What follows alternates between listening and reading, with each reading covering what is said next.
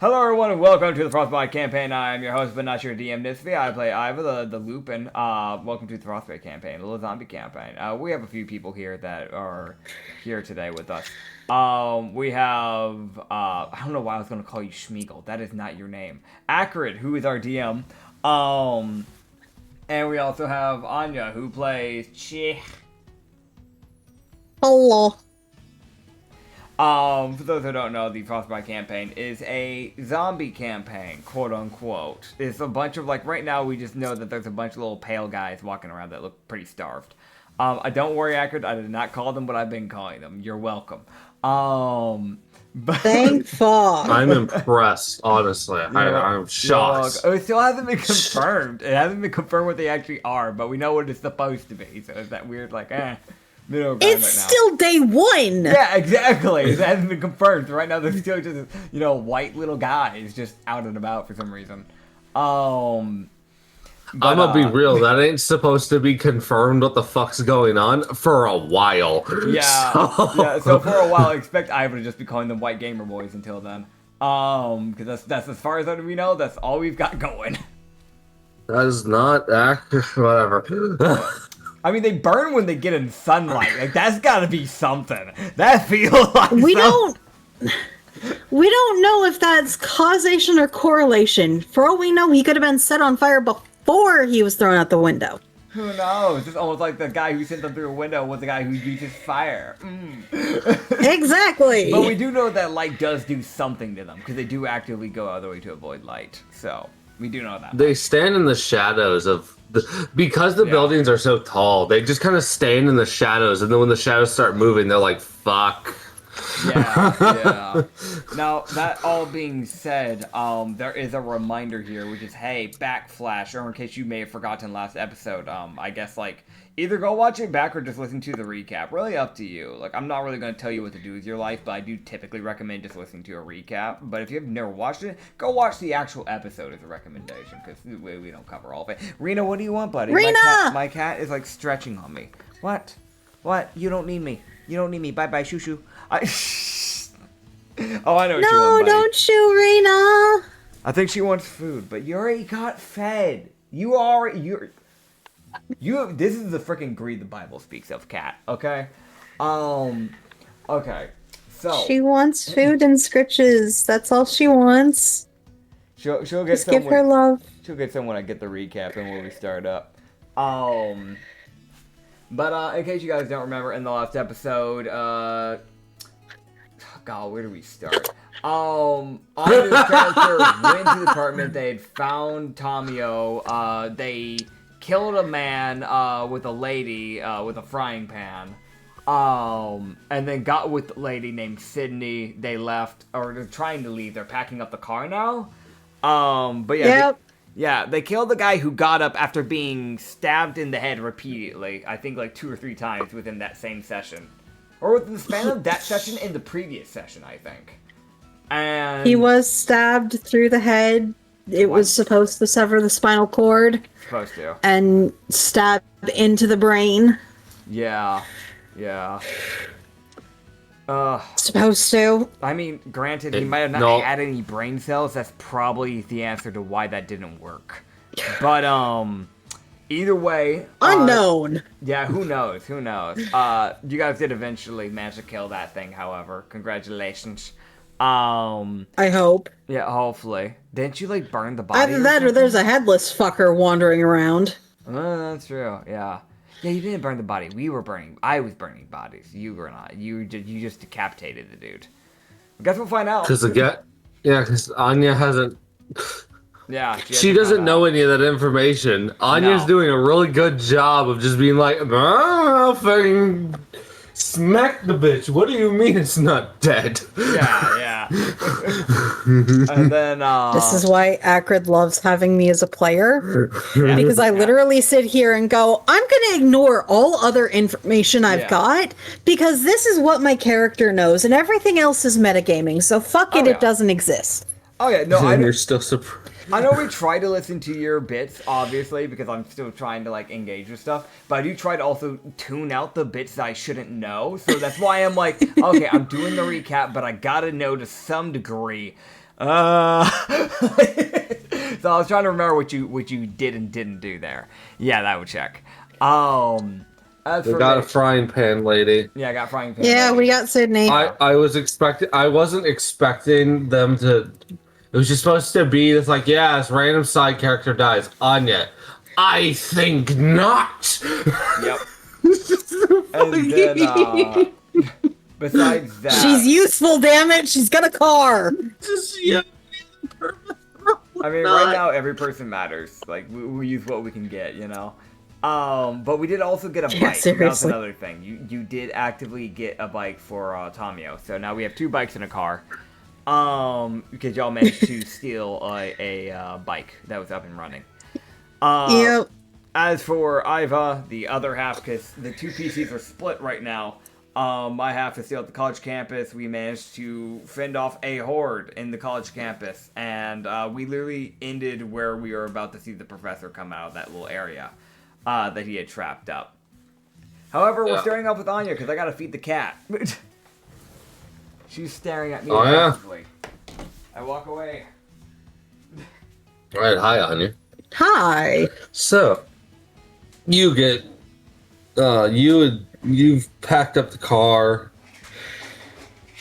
emptied out the bike, packed up the car some more, stocked up the car a little bit. There's a lot of snacks in there. There's like 3 bags of just straight munchies, which have like, I'd say like 40. I feel like that's fair, like 40 rations. Yeah. Each, just to give you something. So that's about 120 rations. 120 munchie rations. So people aren't gonna feel full after the munchie craze, but they'll have the food they need. They will be that good. But as you do get to load up the car, hop on the bike with yonder Kalen. Callan, fuck. Whoa. I mean, it changes. How I always. The first time. Kaylin, which. The first time it was ever said, I'm pretty sure it said as Catelyn, and then it changed to Callan, and then it changed to Callan. So I don't know. I don't know anymore. That character's name changed. I don't know. Callan, as it should be. As God intended. Just God's an idiot. I thought the gods abandoned this world. Did they show up just to give them that name and then left? Is she, like, secretly a blessed warrior? Does she have a feat that we don't know of? Who knows? Only I speak the truth occasionally. Anyways. One day we'll figure out her name. Not today, though. Kaylin. Callan. Fuck! It is not today. KK.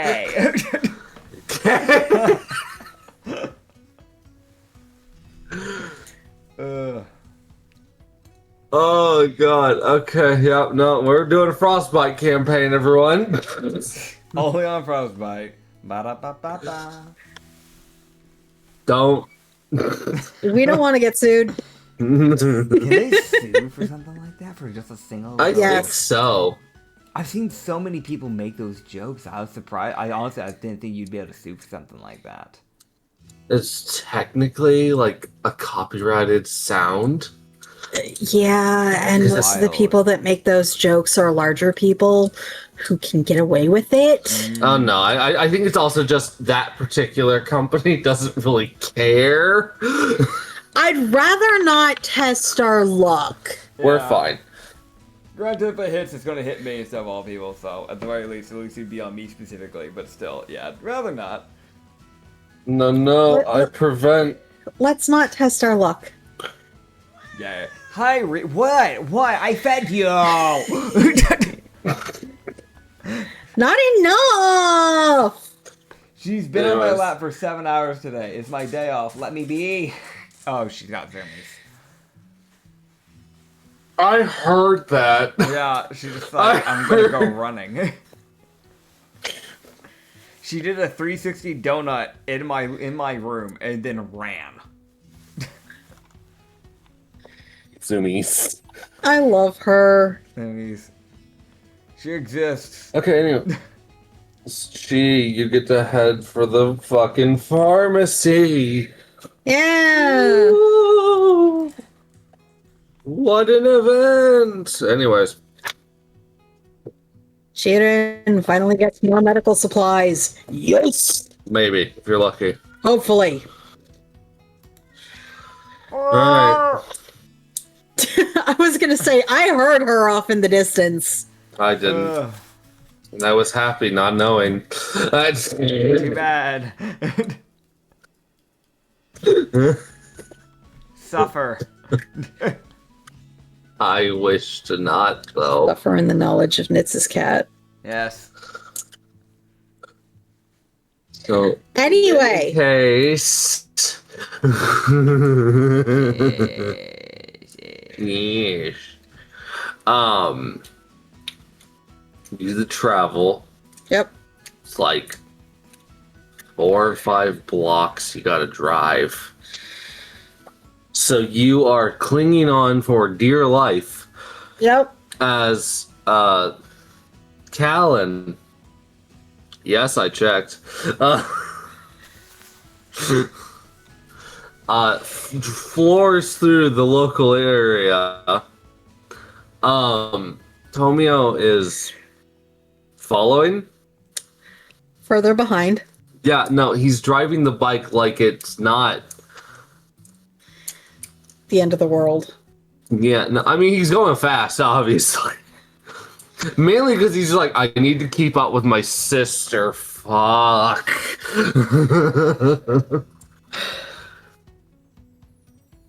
She drive. And then there's Sydney, who's just in the air, following at a leisurely pace because she's in the sky so she can see where y'all go. And good old Callan is taking as few turns as possible. She's just trying, like, it's the most, like, straight road turn. Yep. Is it the most efficient way to get to a place? No, but it's the fastest. You drive like she does. Yeah. Yeah. Oh boy. She is good at driving. I can say that. Because she is also dodging fucking cars while going quite fucking quick. Just straight down a fucking road. Like, Tomio's slowing down. So if you guys ever need, or you're going on a short mission with 2 people and there's a horde chasing you, it's weirdly a good strat to have Kylan be the one driving, because she says, fuck safety regulations. Well, luckily with the fact that we've got 2 separate bikes now. Yeah. One with a sidecar, one without. Yeah. Unfortunately for her, she does have to slow down because the sidecar is attached to her specific bike.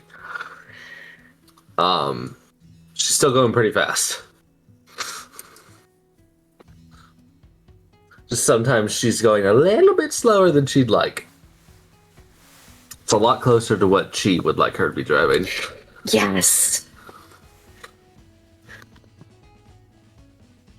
Cool. Y'all will just get to X, really. Y'all will just get there. Y'all will get to the pharmacy. Hell yeah.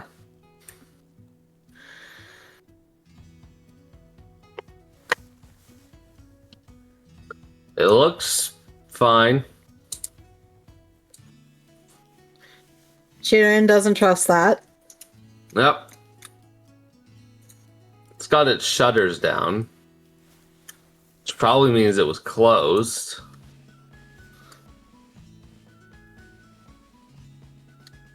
There would still be a way in, though. Yeah. You guys have the key. It's called a bat and a window.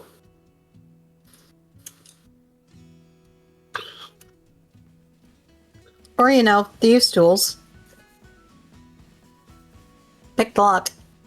Yeah, you can pick the back door. Sleight of hand. Oh, yeah.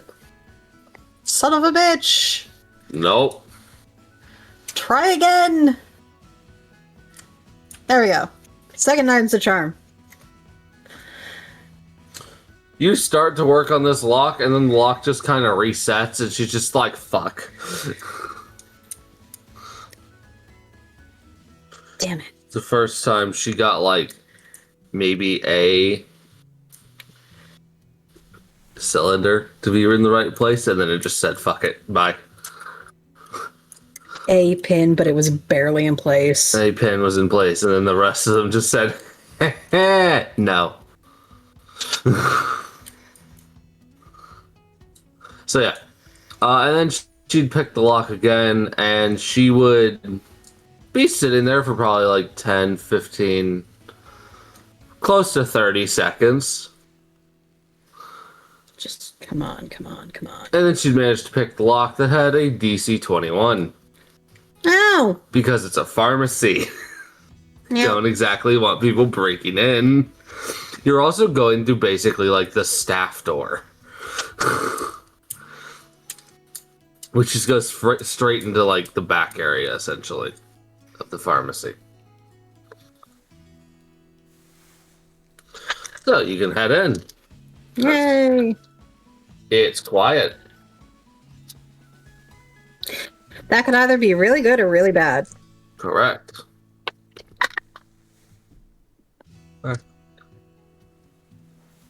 So she's looking for what again? Medical supplies, painkillers, things like that. Okay. You mean an investigation? Basically that thing of, I am the medic for a group, and I have a limited supply. That was almost a nat 20. Okay. She would not find the little lock box that most pharmacies have. Damn it. She like looks around for it and is like, well, I can't find any controlled substances. However, bottles of Motrin equivalent.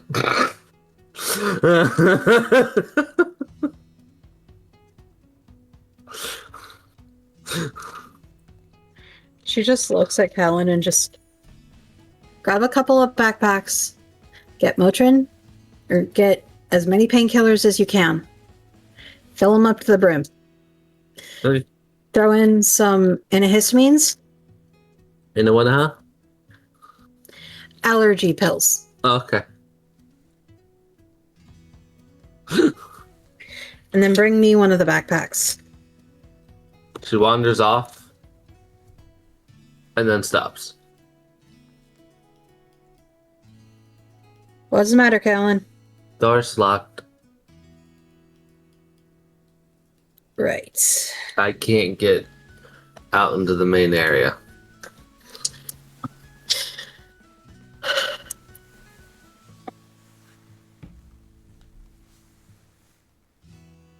So you'd sit there and fight this fucking lock. And then actually, wait, no, I'm stupid. Never mind. No, you're good. Never mind, I'm stupid. You don't have to do this.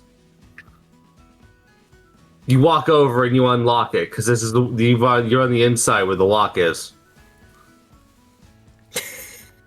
Okay, be that the case, she walks over, turns the lock, pats Callan on the shoulder, and just, there you go. Yay! Tomio heads up with her. He doesn't say a word. He just walks out there after her like, no. I'm going with you. I'm getting coffee.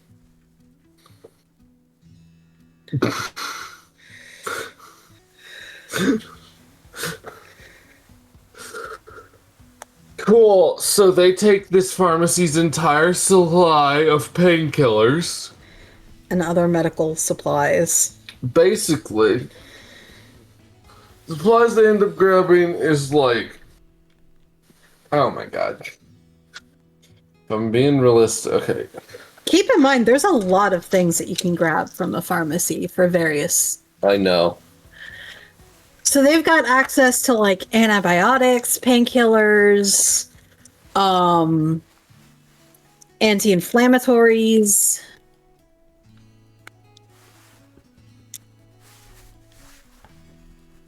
This is basically a medical person's wet dream.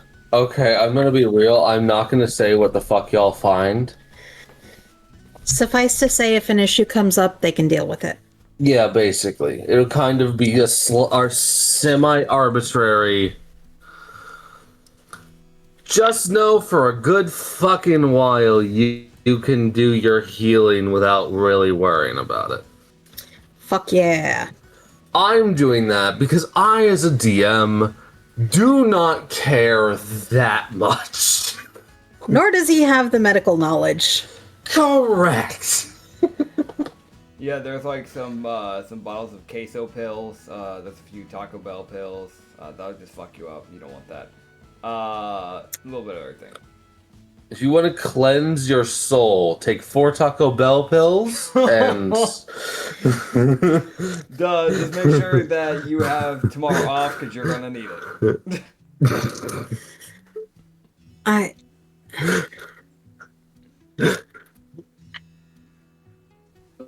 Those are called laxatives. You are correct.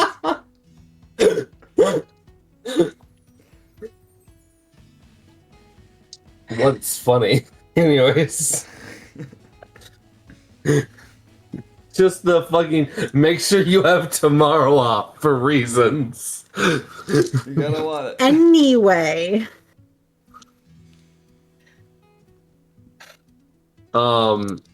You're able to collect a fuck ton of materials.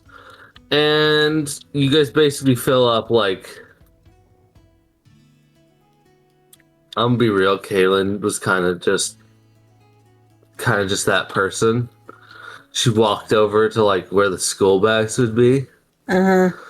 And just fucking grabbed like 5 of them. I mean, yeah, that's fair. And just was just stuffing shit in it and just like in the most like you looked over randomly, you just see her holding up a bag and then looking like she's about to fall over because it's fucking heavy. Damn it, Callan. It's like the fucking like da da da da da da fuck. With her strength of 8, she's kind of struggling. Yeah. Shuden would also head out to grab things like band-aids. The band-aid section is empty when you get to it. Also, you'd notice that the area directly next to it is painkillers, which is also empty. Right. And you see Tomio holding like 3 bags full of shit. Thank you. He looks in mental distress. Shuden grabs another bag for disinfectants, i.e. rubbing alcohol, hydrogen peroxide, and antiseptic ointments. Okay.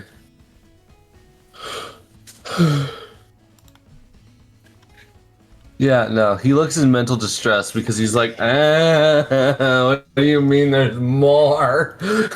Like... Sharon's just, what? This is a gold mine. Yeah. They start loading up the sidecar. Yes.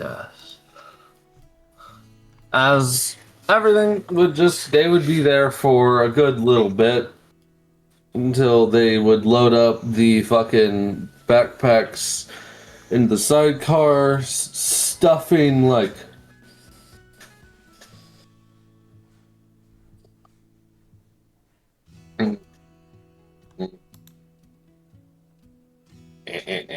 Basically, Tetris stacking it up You get all 5 crammed in there, so none of them will get lost when you drive. And there's like almost like it's kind of full now.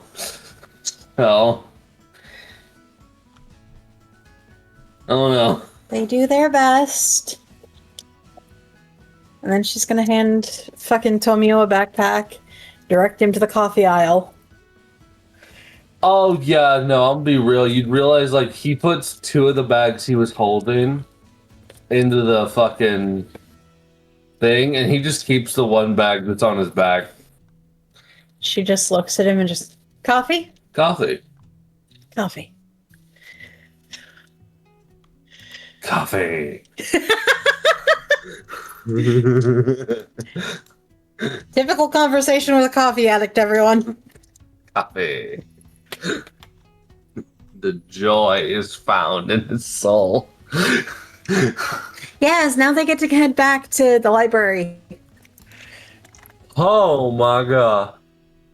Yeah, so as she would start to leave, she would hear gunshots in the distance. And that's where we're gonna cut to good old Iva's. You get to decide what you do about the gunshots. So, yeah, Iva. Yeah. Hi. The bean of all beans. Yes. Hi. Hi. Hi. Hey, man. Hey. What up?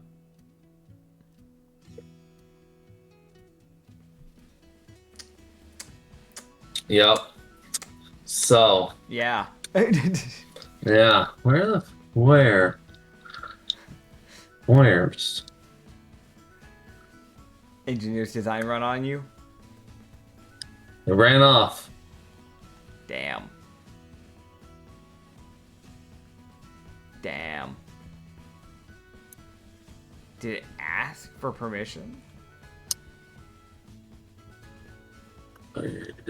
Where? Huh?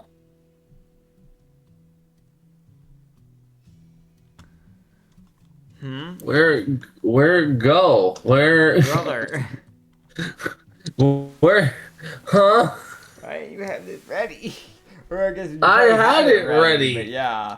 Yeah, I had it ready. It was ready. It was there. It was prepared. And then it was just like, but what if I wasn't? Brother. Agony. But what if your prep disappeared and you had to go back to where you found it originally? Brother. So I have gone through the net loop to re-find this fucker.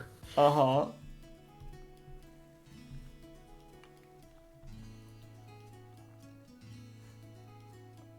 Oh god. Do you want me to pause so you can find it? No, we're good. I just really had to type. I just had to write up what he was. There you go. Alright. Huzzah. Why is it in the gang? I guess Fuck. he's part of the gang, but I mean, like, he is gonna be in there, so you might as well keep him there. But you know, I just. Hold up. Hold up. Yeah. Wait, no, hold up. Hold. Yeah. Wait. Holding, yeah. Pause. I mean, he is for gonna be, no, he don't. is gonna be part of the gang, so I mean, no point in removing him. Yeah. Yeah. There we go. Yeah. There you go, man. Good job. For those who don't know, we're looking at a full-on Kitsune. There is no human-ish bit to him. He is full fox mode. We're talking full furry style. Reed would love this guy. So he's got this, he's got this orange fur. It's not like overly bushy fur. He's got like pretty thin fur, by the looks of it. But he has a very like typical fox head. Very big old floppy fox ears. It does look like he has growing from the top of his head, kind of. I'm guessing what was originally fur, but the way it's styled, he styled it like it's hair on his head. But that bit of the fur area, aka his hair, is styled like a spiky mohawk is really the best way to put that. Think of like a spiky mohawk, but still bushy hair on the sides of the head in the process. He's also got that like crazy scientist hair color, because like the rest of his fur is just, you know, the orange and like the beige around the chest. But like the top of the head where he's got that styled out is like weirdly gray. So he's got a little bit of the mad scientist vibe going for him. He has like a light gray science coat, and then he apparently does not have a shirt underneath that, or he might have used it for something. But he's got I think that's a 4-pack showing it off. He's got some abs. He also has like no actual natural body, as it looks like both of his arms are just kind of been replaced completely with augmentations. So he has mechanical arms and he might have mechanical legs. We can't see his full-on legs, so he's wearing these baggy dark blue pants. But the feet are metal. And the ankles. At least the boots. Yeah, the boots are at the very least. I don't know if they're boots or if they're just bionicle. I don't know. And then he has a big old utility belt with a bunch of stuff up on it. A lot of stuff. A lot of stuff on it. I'm not going to try and describe all that. He also has, like, mechanical little safety goggles. So he does have that, too. Yeah. Yeah. Alright, so I'm guessing He hops. Yeah. He hops down from the top area into the hallway with y'all. As...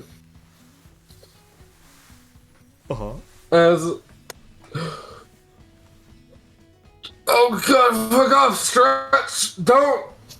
Stop! Bad. Yeah, you're right. Yes. But yeah, you would see Rizuku just turn around and, he looks pretty happy to see that his professor's alive. Yeah, that's fair. The man who literally taught him how to be and do what he does. It's good like that. It's good to have someone like that alive. Yeah, as it would be Sosho. Professor Sosho, as he essentially was called. Yeah. Okay. So. Yeah, as he would go, Professor Sosho, good to see you're alive, and I presume, I hope that he looks around at all the fucking bodies now.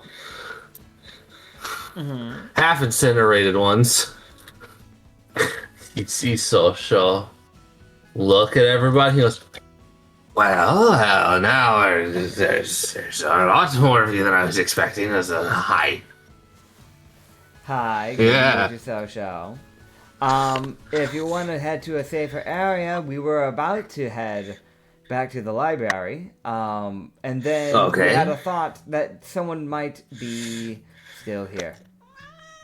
Hi, yes, shut up. Yes. I made my way to the roof because things couldn't climb based off of my guesses. Well, maybe they can. I don't know. They hadn't tried yet. Well, I mean, there was some trying to get to you, but they just couldn't get untased. So they were just kind of stuck. Yes, my traps work. They did. They seem to be worse against fire, though. Damn it.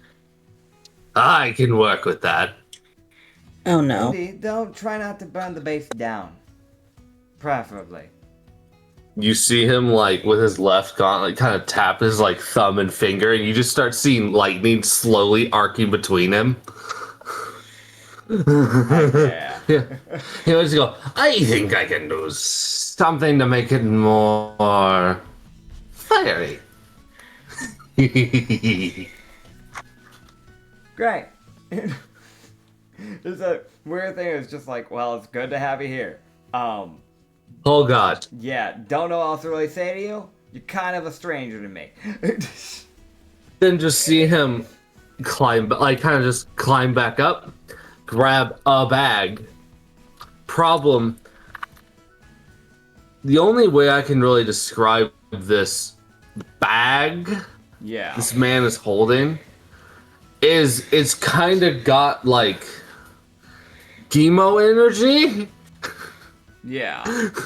And the size of the bag that is just full of random shits. For those who don't know what he's talking about Gimo, the Goblin Merchant, who is known to fly with handmade wings from place to place. Yes. Massive bag that was normally bigger than him. Yeah. So he's got like this giant bag that just has like different knickknacks and different things strapped onto it. Like it's sort of like the heavy duty bags that's supposed to carry a lot of shit. Yeah. Basically one of the military duffel bags. Yeah. You can see one side of it is just batteries. Yeah. What is this guy's strength? He seems to be walking just fine. He does have, again, a lot of mechanical parts to him, so honestly, he probably gets a lot of boosted strength from that, is my guess. His encumbrance might just be turned off. His benefit. He doesn't really worry about encumbrance. Can he be stealthy, though? Not fucking particularly. I was gonna say absolutely fucking not. Yeah, definitely. I'm gonna be real. Everyone else walks, and there's like, there's obviously the tiny creakings, because, it's like a college building, but it's well taken care of. Yeah. And then there's him. Funk. Yeah, I know, really. Like, there's tremors coming off of him every time he takes a fucking step. That would check. Drizaku would lightly talk to Sosho, discovering that Sosho did in fact leave his fucking storage closet unfucking locked, because he assumed at least one of his students would survive. That would check. He was like, if any group of students is going to be trained to deal with some random bullshit, it'd be mine. Well, besides him, there's also Silas, so one of the athletes survived. He looks at Silas, and you see Silas just looking and goes, "Hi, Professor. You flunked me, but hi."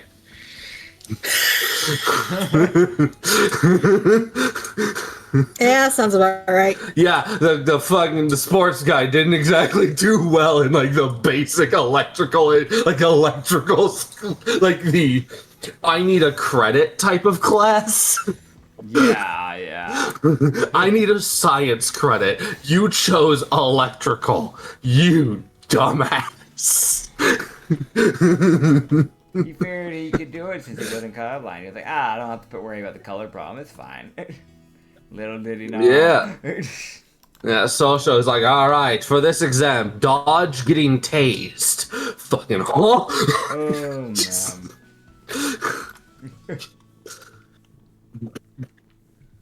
But yeah.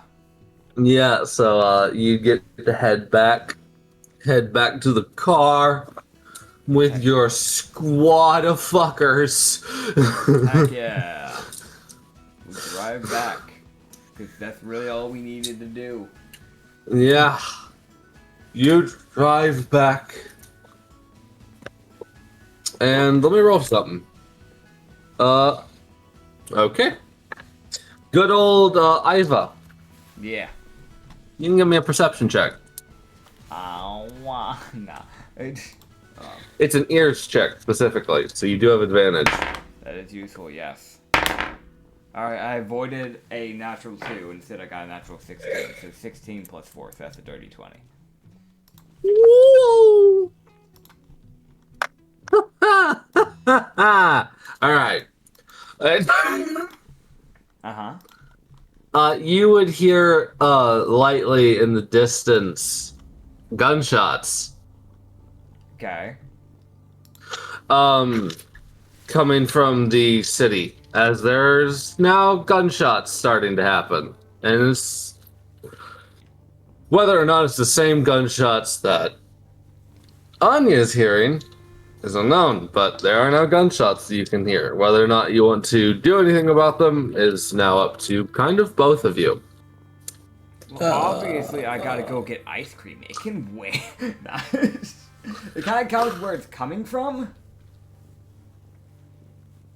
Like, it's not coming from, like, directly near the library itself. Yeah. I think it's that question of, is it on the way? No, you guys would have to divert for both of you.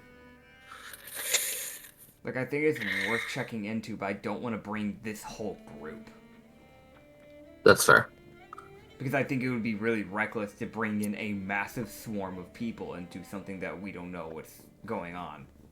Into what is starting at least on a one-sided firefight. Yeah. Because if it's survivors trying to hold out, that can be useful. And worst scenario, if it's people that we have to end up dealing with, that is at least things that we can loot. And I hate to be that way, but worst scenario, that's bodies we loot. Yep. Yeah. But also, at least I don't know for Anya's group, but I don't think it'd be smart to bring all the people I have with me right now. I don't mind checking it out, but I don't want to bring the whole freaking club there. So. And I've got 2 non-combative people. Yeah, that's also. You got a support, Antonio. Yeah. You got Trevor. He has his fucking wrench. Like. Correction, I've got 3 non-combative people. Yeah, no, Sydney is kind of like Tomio. Sydney will at least pick up a skill once she's, like, prompted to. I can't tell you that. It's just she kind of lived a normal life. For the moment, it's that thing of, I've got too many civilians and not enough firepower. Yeah. I have firepower, but it's also firepower that we really don't want to be throwing around right now. Yeah. No, it's because not. A lot of You've them are got ones that, like, yes, they probably hit like a truck, but also we have nobody to replace them if they die.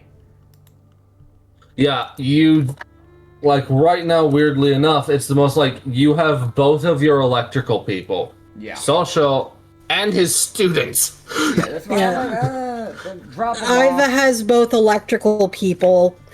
Cheerin has the mechanic. And also, And Iva, the chemist. Iva also has y'all's only ticket with the, Honey Badger gang, Yep. which is Moros. I would say this, it's just me throwing out an idea, because will Anya, will Chi, and Iva get, if we both head to the library, would we get there around the same time? Or is that too many? You guys will get there. Yes, you guys, if this is one of those moments of this is also allowing you both as players to realize where both of you are in timeline-wise. Yeah. You guys are in a similar state because it took you a long time to sneak around the building and to loot 2 different places while Iva was running around having to loot and fight. Yeah. So you guys are now at a similar time span of it's either you guys miss each other or y'all meet up. So I was wondering if either of you were going to go for the fucking gunshots or if you're both going to the library. It's not smart to go for the gunshots yet. Yeah. I would say, like, this is just my thought process. If we meet up at the library, we could possibly talk about dropping everybody off and simply just bringing maybe one of the snipers and maybe Kylo or, like, maybe Kavar and just checking it out to figure out what's going on. Because a sniper would give us a little bit of a ranged, shot at seeing, like, what the hell is going on. And we'd still have the majority of our people at base where they'd be safe with people that could protect them. And we'd have Kavar to kind of have our back. But that's just me throwing an idea out there. That's fair. Yeah. Because, again, I hate to fully ignore the shots. Because if they are useful people, or if it's the But it is also... It is Yeah. also still that thing of, no, we've got to protect the people that we've got. Yeah, definitely. Yeah, so, I think we're both on the same page of, no, we would both be heading back to the library. Yeah. that's good to see. I can say this. The Honey Badger gang for you guys is, so you headed east. Yeah. And fucking funnily enough, you kind of headed northwest, Nits. Yeah. That's kind of where the school was. So we went to opposite sides of the city. Yes. The Honey Badger gang is south. These shots are to the north of where the library's at. So this is a different area. This isn't the Honey Badgers, unless for some reason they wandered hella far and are now shooting. So you guys can, I guess, weirdly at least take comfort that it's not that faction. Probably. I mean, it's also that thing of Chirin doesn't know where. Yeah, that's more of an Iva knowledge, but yeah. Yeah, it's that thing of Chirin is sitting there going, I have no idea where that is. I don't know how far. I don't know who it is. I've got too many important people with me. We need to head back. Yep, y'all. And also, weirdly enough, this is another weird thing. You have all the vehicles. Like, Iva has one vehicle. You have 3. Yeah. It's literally going to be that thing of they both show up. One with a shit ton of people, the other with multiple vehicles. Dude, I love this because Iva left selling Callan and Chi right off. They come back with an extra bike and a car. Yeah. And I'm just coming back with a boatload of people and a lot of like mechanical supplies and a lot of fitness Several bags textbooks with like protein bars and protein shakes. Yeah. Yeah, and textbooks too. Yes. Yeah. Yeah, so I can just say this just so y'all can, like, the protein bars and whatnot, that'll all be like, I gave those bags because protein bars are not super big, I don't think. No, they're not. They're not. But they do give a lot of nourishment. They're very dense. They're obscenely dense. Yeah. There's kind of what brands you get. They're the reason why I eat the very specific kind, because they're a lot lighter, and I don't feel like I'm dying. I don't feel like I'm eating a brick. But a lot of them, they're as dense as a damn brick, and I'm pretty sure if you threw it at someone's head, you might give them a concussion. I was more referring to, they're more nutritionally dense. Oh yeah, yes. No, they are. They are. There is that too. They're dense in multiple ways. Yes, okay, so we're going to do this, and we're going to go ration storage. Because I don't feel like fucking being like, yeah, y'all have this many of this and that. No. So you have 5 bags of chips. Yep. No. You have 3 bags of... No, okay, fuck. You got this. You have 3 bags... You have 3 bags worth of munchie rations. There. I just did this. I'm doing a thing. Doing some math. Nits, you have 4 bags of rations? Yes. If I remember. Okay. There we go. Got it. Fucking rations. Alright. Okay. No, we got like... Yeah, then we've got fucking... 120 fucking munchie rations and 200 protein rations. Heck yeah. So y'all have 320 rations. We'll do that for a bit. But we also got a bigger group, so I really don't know how actually far that will go, but...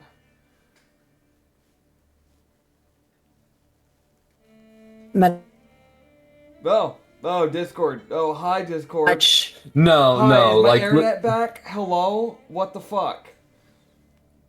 Cool. I heard the ration amount for protein, and then that was it. Right. We have 320 total rations between munchies and protein bars. Yeah. Yeah. And then I'm not bothering with the medical shit.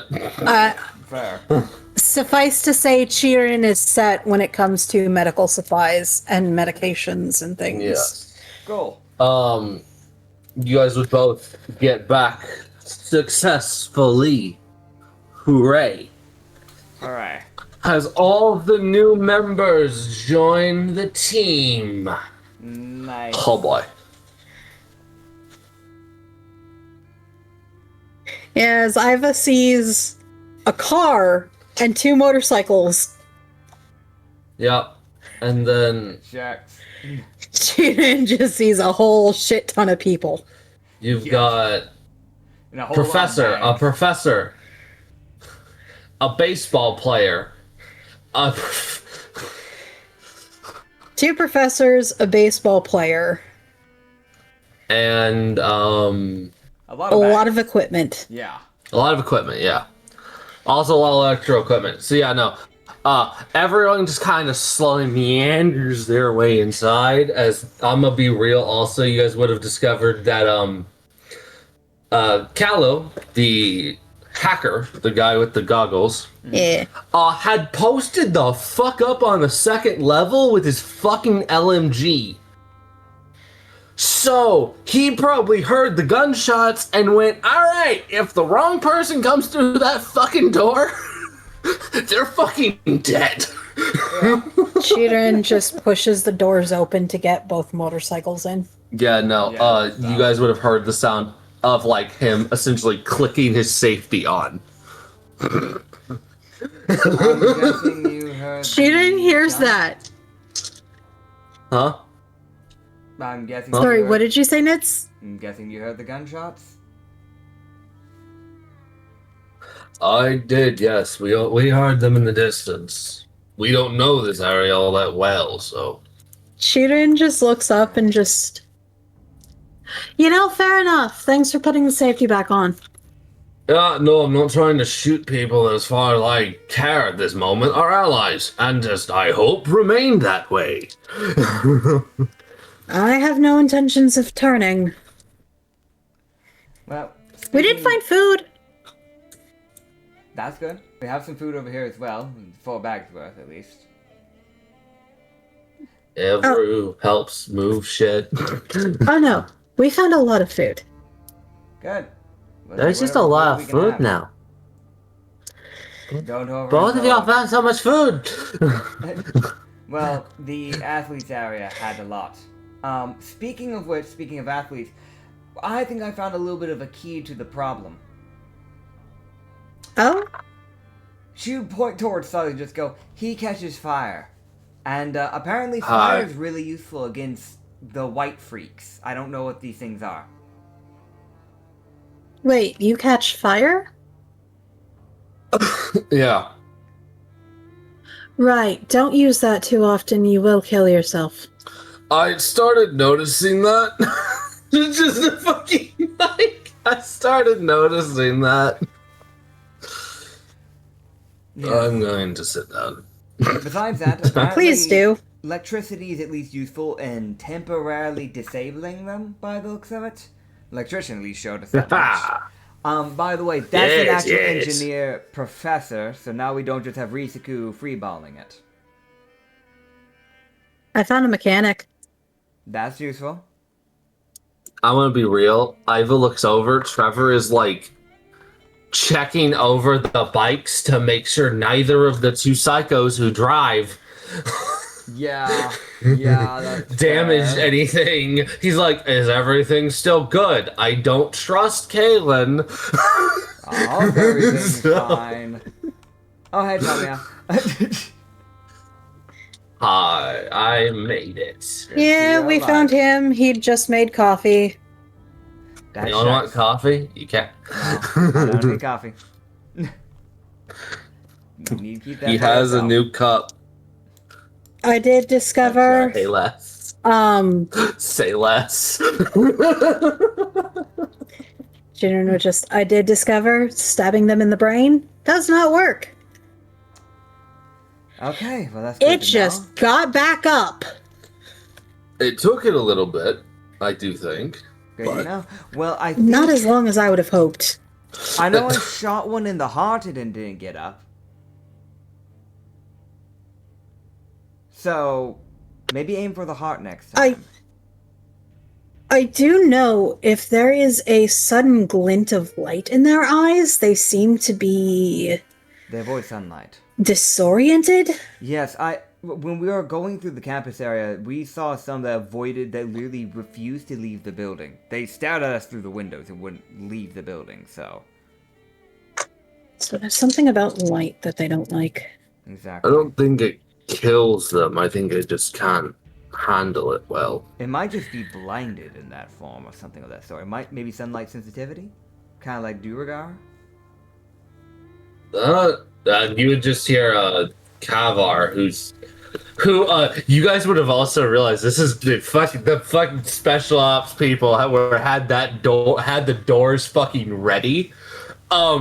He was off in the corner, like if they came through and somehow avoided the LMG, he was there.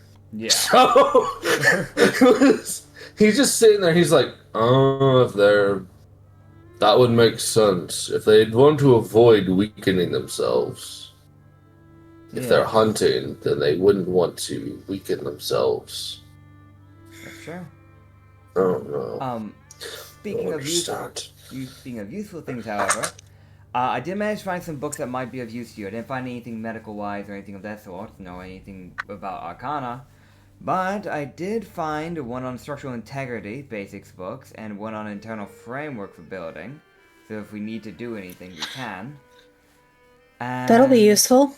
Indeed. Oh, and I also found this guy, and just kind of points to Marlowe. He's a physics professor, so he might be useful in some instances.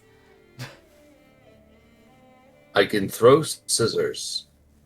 He holds up two separated bits of scissors.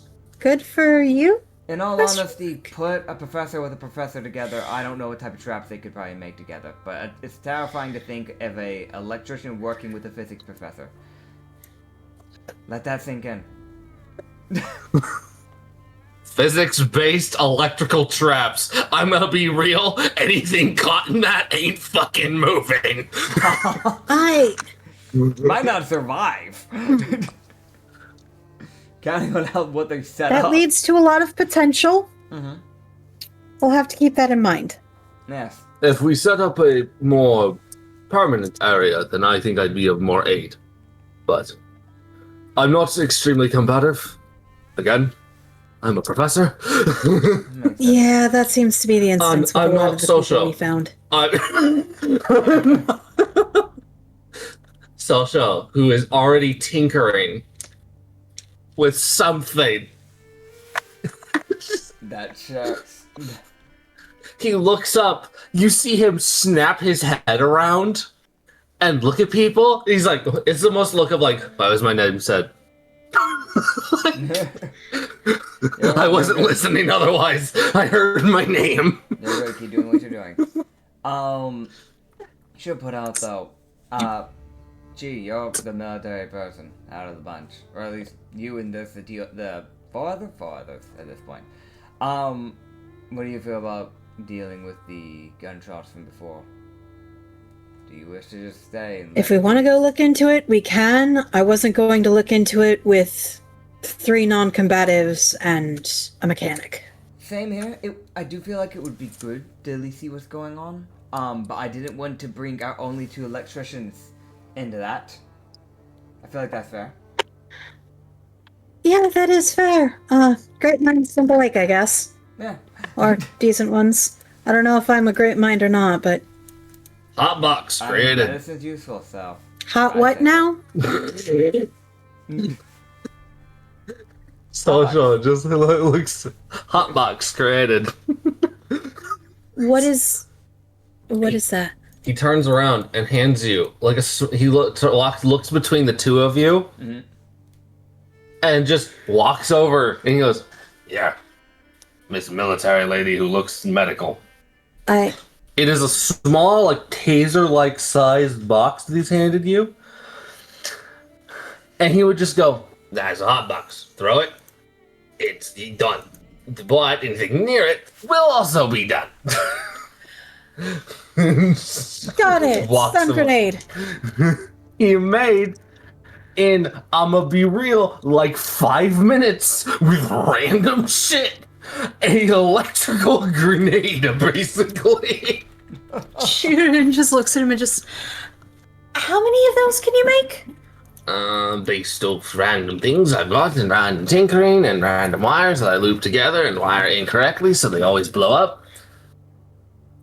And set a charge in there of electricity so it always blows up after a certain amount of force is applied. A few. Please keep making them. I get the feeling those will be useful. Maybe.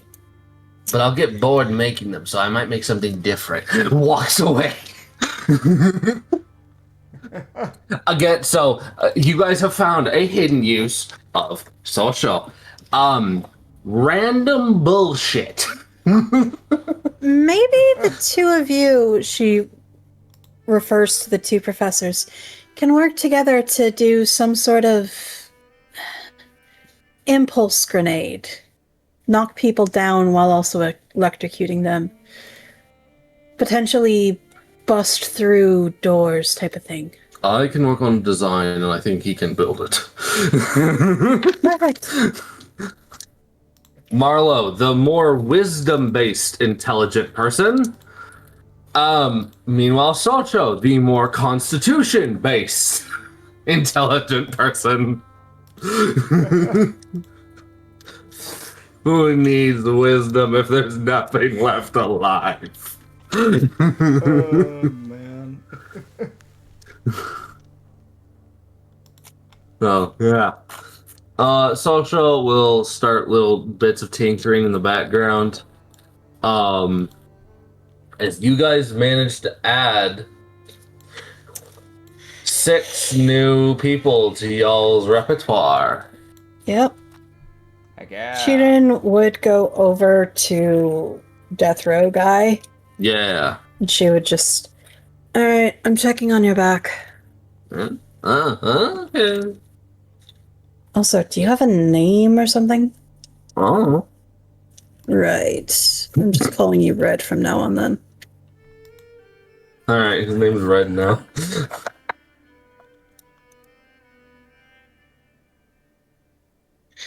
16 in medicine. How's he healing up? I'm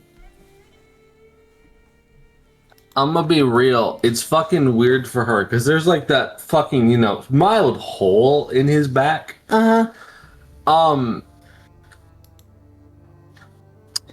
She takes like the patch off till it would be like on his back, the gauze and everything.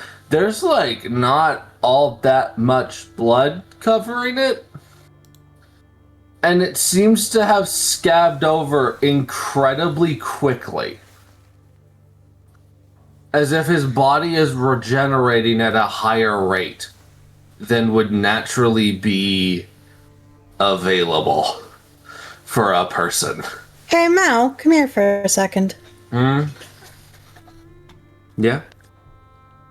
You've seen how most injuries heal up. Yeah, especially ones like that. Why is that already... Right, okay, so I'm not the only one confused by that.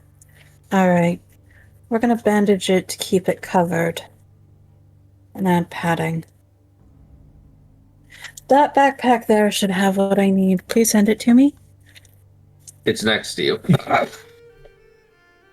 As she goes through, adds padding to keep everything cushioned. Yeah, no. It seems his body specifically is handling injuries better than most people, which might also hint at what his, why that arcane blocker rune was in his body. She would also draw a bit of blood and go over to Tomio and just... Chemist. Mm-hmm. You said if you had a sample of what it was, you might be able to identify? Maybe. I I'll see what random equipment I have on me and what I can do. But yeah, blood. He goes, that's someone's blood. Yeah, that's his blood. Huh. Weird. He was the one injected with the... This little. He starts looking at the blood. He goes, that's weird. Alright, well, hold on. Wandered off. I'll work on this. You'll go deal with whatever. This will take me some time. Thank you! Aha, I do have random stuff. Yay! I would have expected nothing less from a chemist.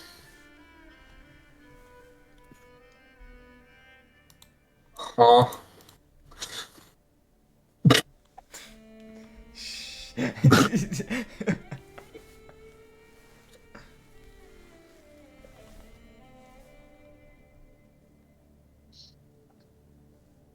Oh god. So yeah. Yeah. You guys would be able to do as you wish.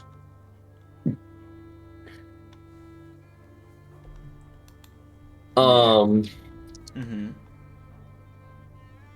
You guys are able to get everything sorted. You're able to find out that Red is regenerating more quickly. Yeah. Yeah. So he, instead of it taking like a while to actually get him,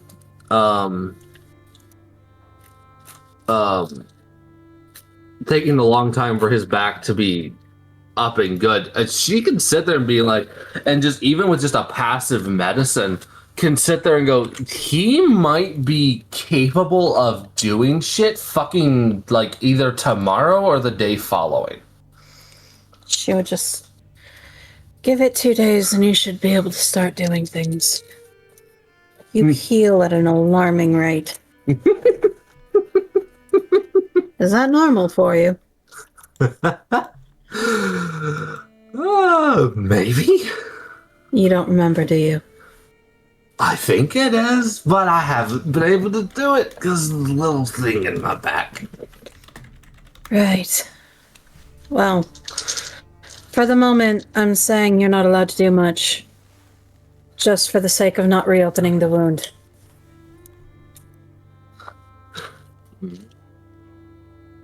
Okay. He's just sitting on the floor cross-legged.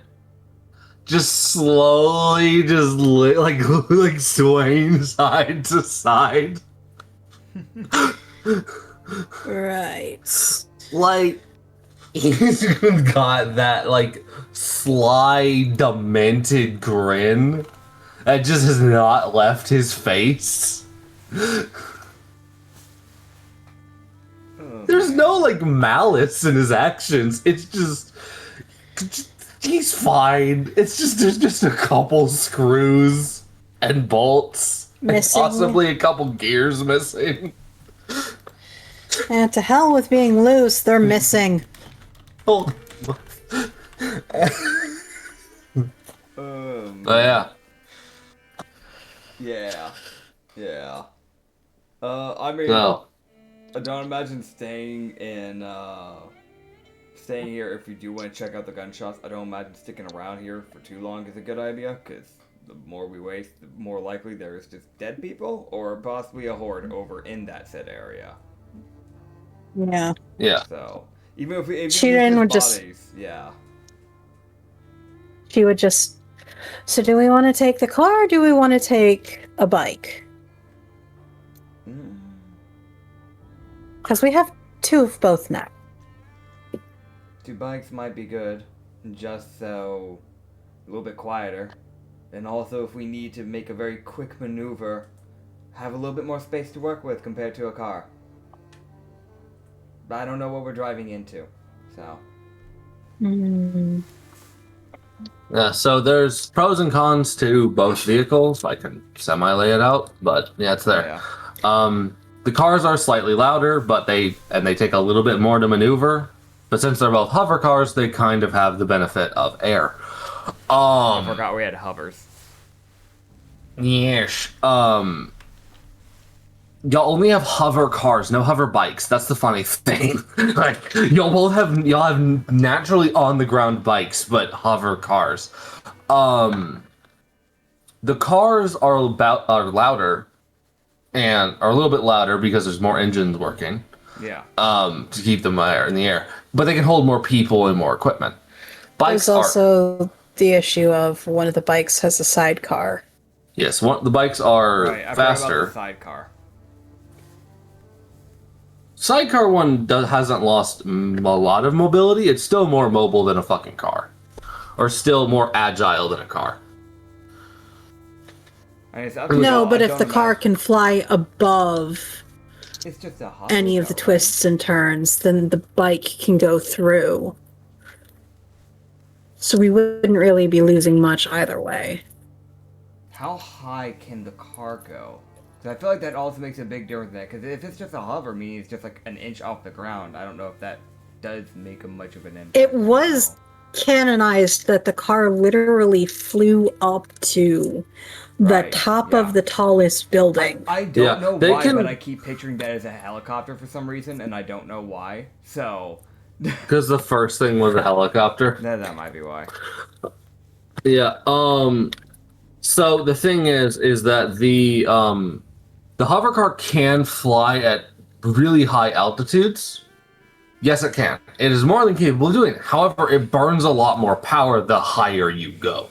It's also that thing of the higher you are, the faster you fall. Yes, and the quicker you burn fuel. Well, fuel, electricity. I mean if we're being chased, I don't think it's going to matter whether or not we're falling or not, because I think at that point we might just be dead. I was more referring to if something goes wrong in the car. Oh, yeah, that too. Because weirdly enough, the hover car's weak point is its underbelly, and that's the only thing they can see if somebody's shooting from the ground. Yeah. That was my concern. Not the fucking fuel consumption. I mean, I'm just mentioning an issue that is also present. So yeah, up to y'all. Well, y'all make the decision. Okay. It might be good to take the motorcycle that doesn't have the sidecar and one of the hover cars so that if we do find people, we have the ability to take them. Yeah. But also, if there's somebody on the ground, maybe they'll notice something beforehand and they can more easily jump in. That could work. If there's a fight. Yeah, I guess the other question is who do we want to bring with it? I do think it would be good to bring one of the snipers.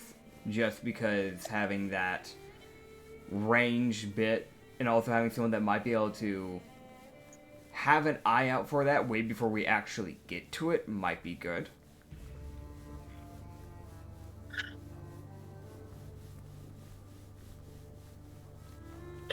We could do Mal, Moro, and to be fair, Iva herself is a sniper.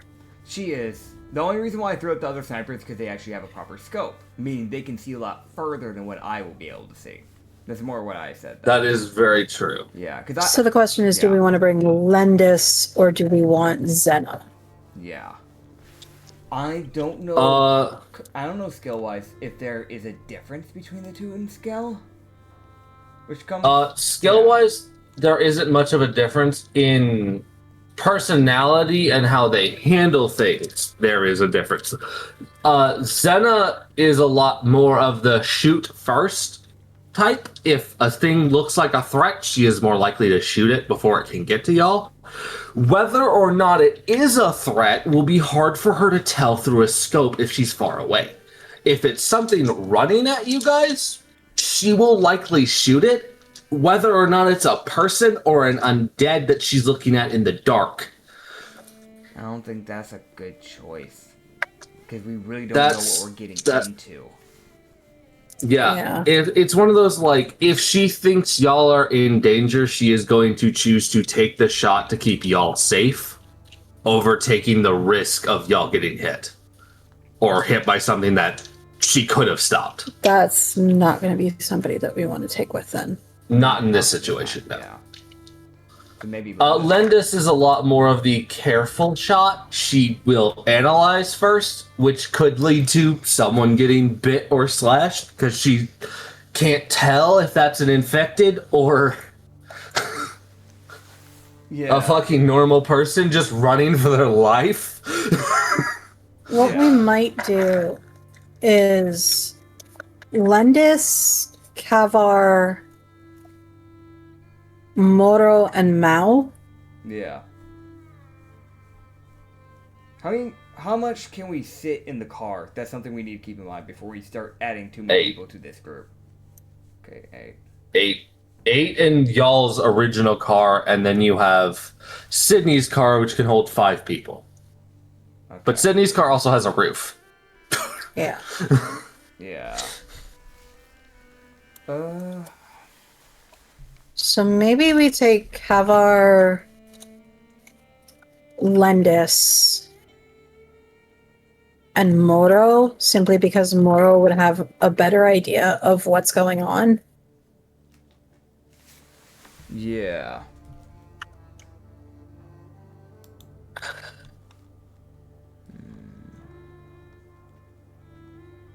So Moro, Kavar, Lindis, and what was the other one? I was debating Mao. That would bring us to 7 people in total once you add you and I in. So if there's only a lot one, of people. Yeah, and if you take into factor if we do find injured people and they are, that's actually, only 6. Huh? Did I miscount? 1, 2, 3, 4. Kavar, Lendis, Moro, Mao, Chirin. I did miscount. And Iva. Yeah, so 6. Yeah, no, I miscounted. And that would be 2 on the ground and 4 in the air. Yeah. So leave us like a few spaces in the car if need be. Granted, if they're properly injured, it'd leave us 4 spaces if necessary. Yeah, granted, if somebody's injured enough, they might need to fully be laid down, which would probably take up 2 spaces. Counting on how bad it is, so that's possible. Yeah, but with how small Chirin is, yeah, she would very easily be able to just squish in. Nobody else is like that though, so like we can probably taking that into consideration, maybe like 2.5, 3, like if people are fully injured needing to lay down, but I don't imagine unless you want to have like a 3rd injured person kind of squished up and crunched into a car, possibly making the injury worse. But I mean, it's better than leaving them dead, so I mean, that's really all we can do, though, is what we've got going on, to be fair. It also might end up being that thing of, if the injuries aren't too severe, that person can act as, like, a pillow? Yeah.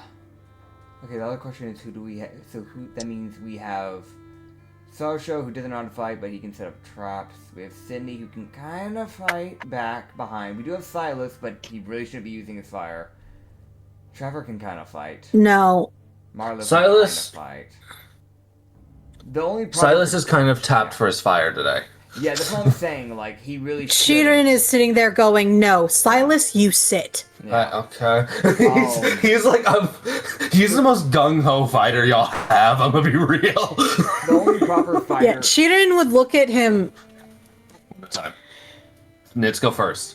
The only proper fighters we're going to actually have laying back is Kylo and Zena at that point. And yeah, no, wait, are we? No, because we're not bringing Mao, right? Or are we bringing Mao? I'm so confused on who we're bringing. I prefer to write this. That's stuff what we're trying to figure out. Okay, I know we're bringing 4 people. You said the 4 people, and I am down for those. I just keep forgetting who it is because we haven't written it down. But that'll leave us with like 2 or 3 people at base that know how to properly fight, which should be fine. Unless this is a weird diversion that brings us away from the base, but I doubt anyone would be attacking a library on day 1. It's day 1. Yeah. So it shouldn't be a problem, but... Those are the people I'm looking at taking. I'm fine with that. Yeah, Mal, Moro, Cavar, Linda. I'm running on like 5 hours of sleep, so bear with me. No, you're good, man. Yeah. I'm running on 6. Yeah, Shirin would legitimately look at Silas and just, you sit, don't use your abilities. You will kill yourself. Okay. Okay, no, I'm gonna be real. She takes one look at Silas. I'm gonna be real. Like I say, like he's acting kind of fine for most things. He looks fucking crippled.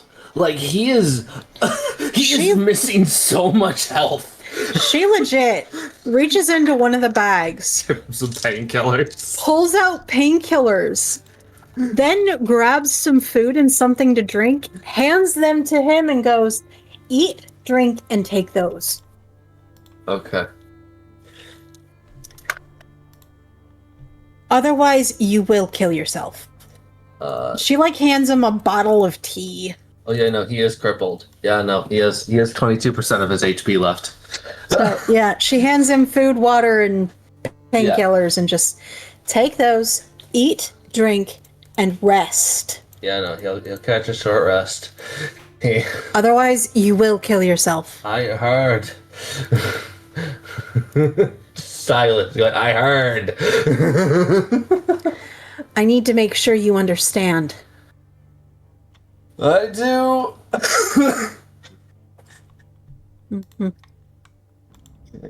Meanwhile, Red. Just cackling in the distance.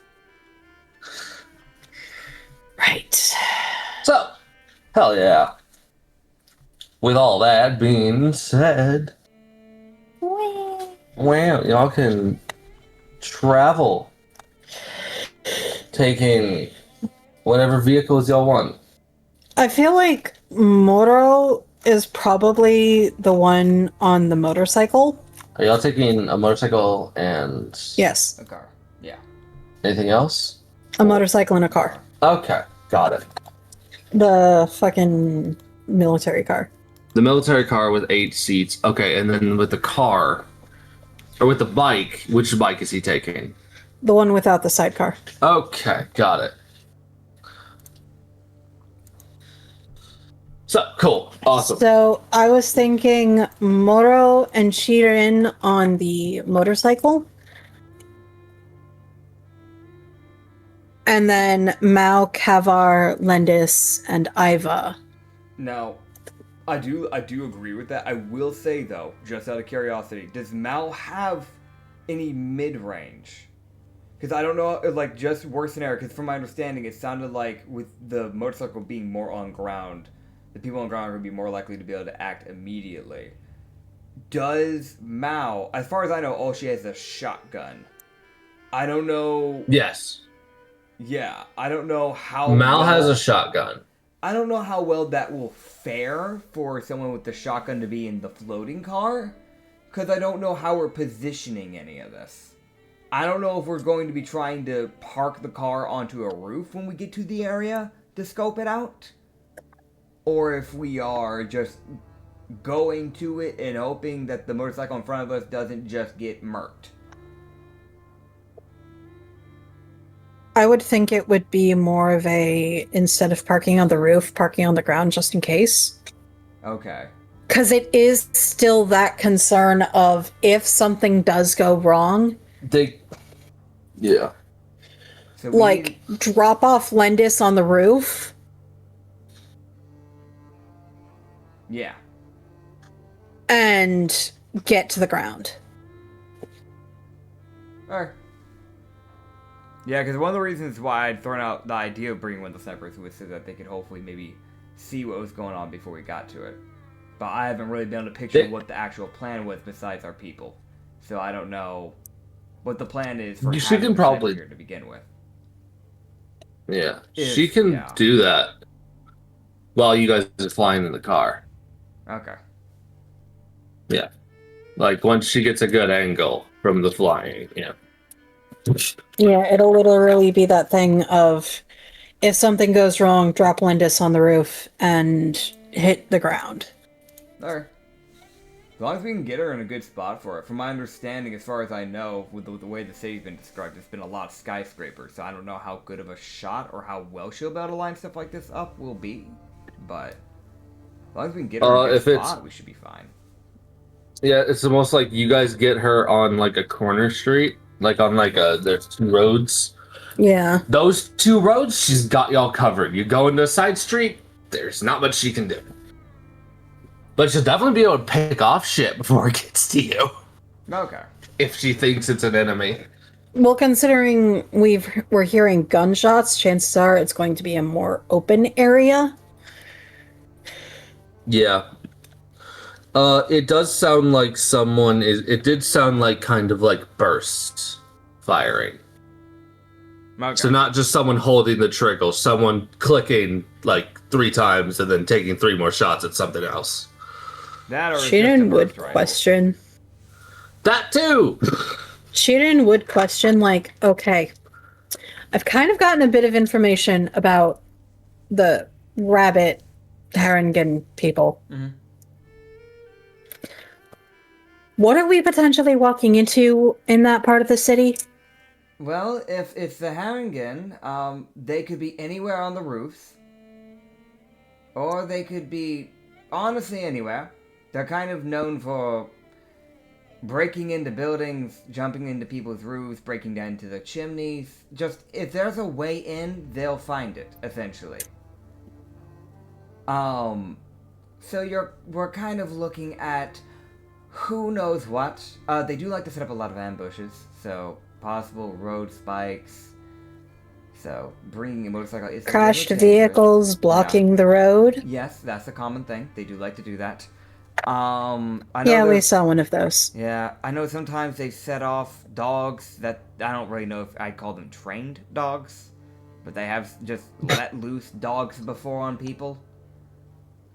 Pretty sure they were just starving the dogs and then letting them on people and just seeing how it went for fun. That's fucked up. Mm-hmm. Yeah, I don't like them for a reason. Right. It's stuff like that. Some fucking bandit group. Yeah. There's always some sort of fucking bandit group. Essentially, it's just kind of whatever they need to do to get what they want, they will do it. They don't seem to have much morals. Or many morals, apologies. Horrible grammar there. Risky rubbed off on me on that one. Huh? Don't worry about it. Be that the case, Lendis, you're sticking with Mao. Okay. I don't want the 2 of you separated if somebody does try to come up behind Lendis. Then I'll watch her back while she keeps y'all's. Bro, a fucking Haringen's like, I'm gonna get the sniper. Easy victor. That's a gun. That's a shotgun. Ugh. You ever ate buckshot, buddy? Yeah, no, really.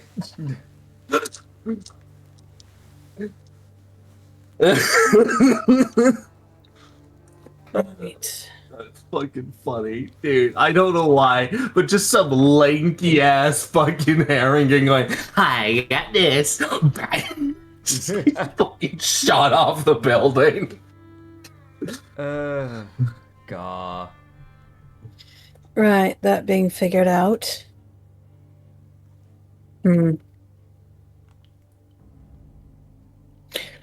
Are there any groups that would be specific to that part of the city that we might run into?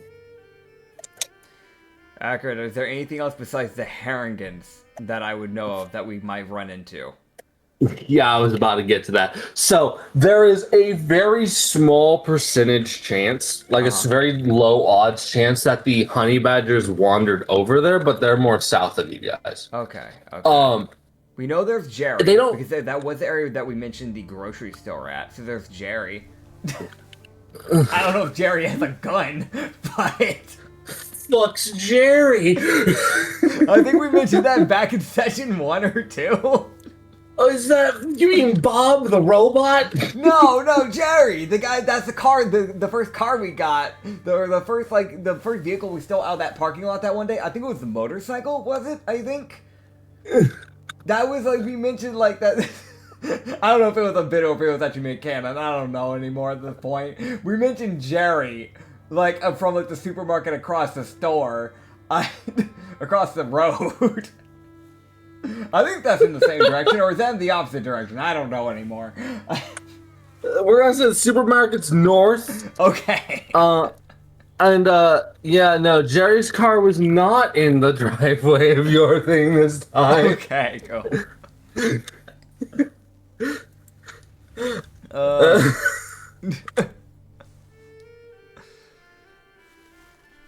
But yeah, what else? Okay, so Jerry should not be a possibility then, which is good.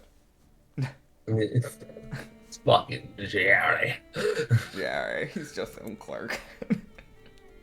Some dude. Some guy. Joke's on you, Jerry has an RPG at home. Oh yeah, but what else? What else is in there? Okay, so we've got, let me double check. Da da da da da. Da da da. Okay. So, like, she would know that northeast, a bit more north, like it's more northeast than where you guys are going. You do know there's a police station over there.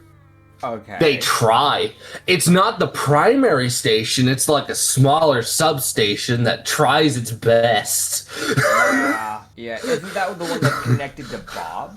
Or am I misunderstanding? Yes, no, that is where Bob's charging station is at. Okay. So if Bob typically goes there after like a couple days of wandering, then he'll head back to the station to charge. Gotcha.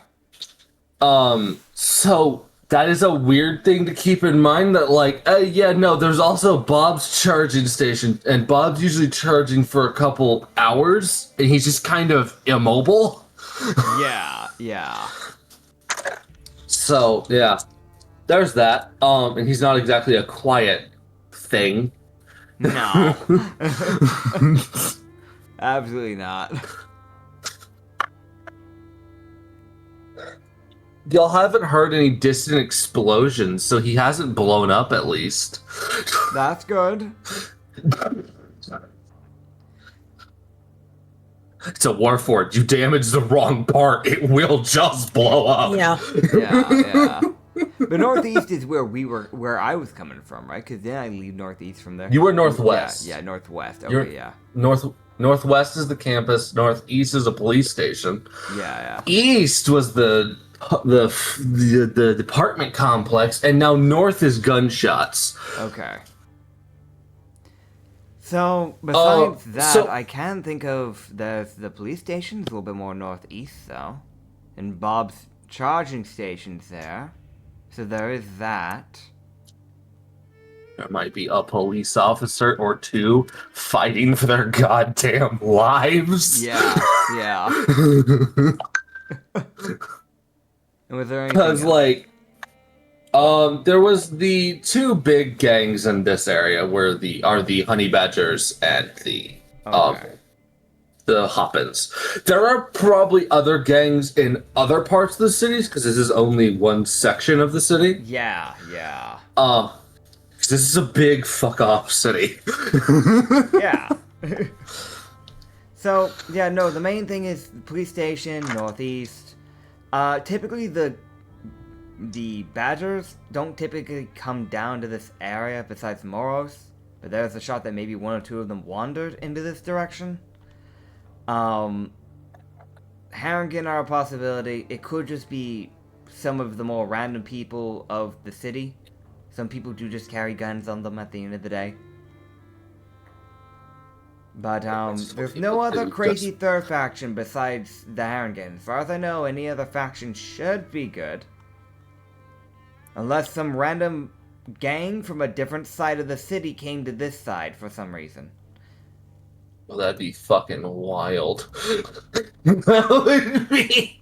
Would be wild. Right. Last thing we need is the Dragonborn gang coming in, clutch. All right, there now. Please no. Don't make that canon. I love how the Dragonborn gang is. Dragonborns, We they're don't need a gang scary, of but they don't have access to their mana, so they just can't even do their breath attack. They're kind of just like lackluster. They're just lizard folk at that point. They're like lizard folk without hungry jaws. Dude, that's just depressing. It's just bad lizard folk at that point. No, we could take that. We could fucking take that. Easy. Dude, the only Dragonborn, the only time I've ever run Dragonborn where they only have one breath attack, because it's fucking exhausting just using it once. Oh, man. Oh, it's so sad. It is. It is.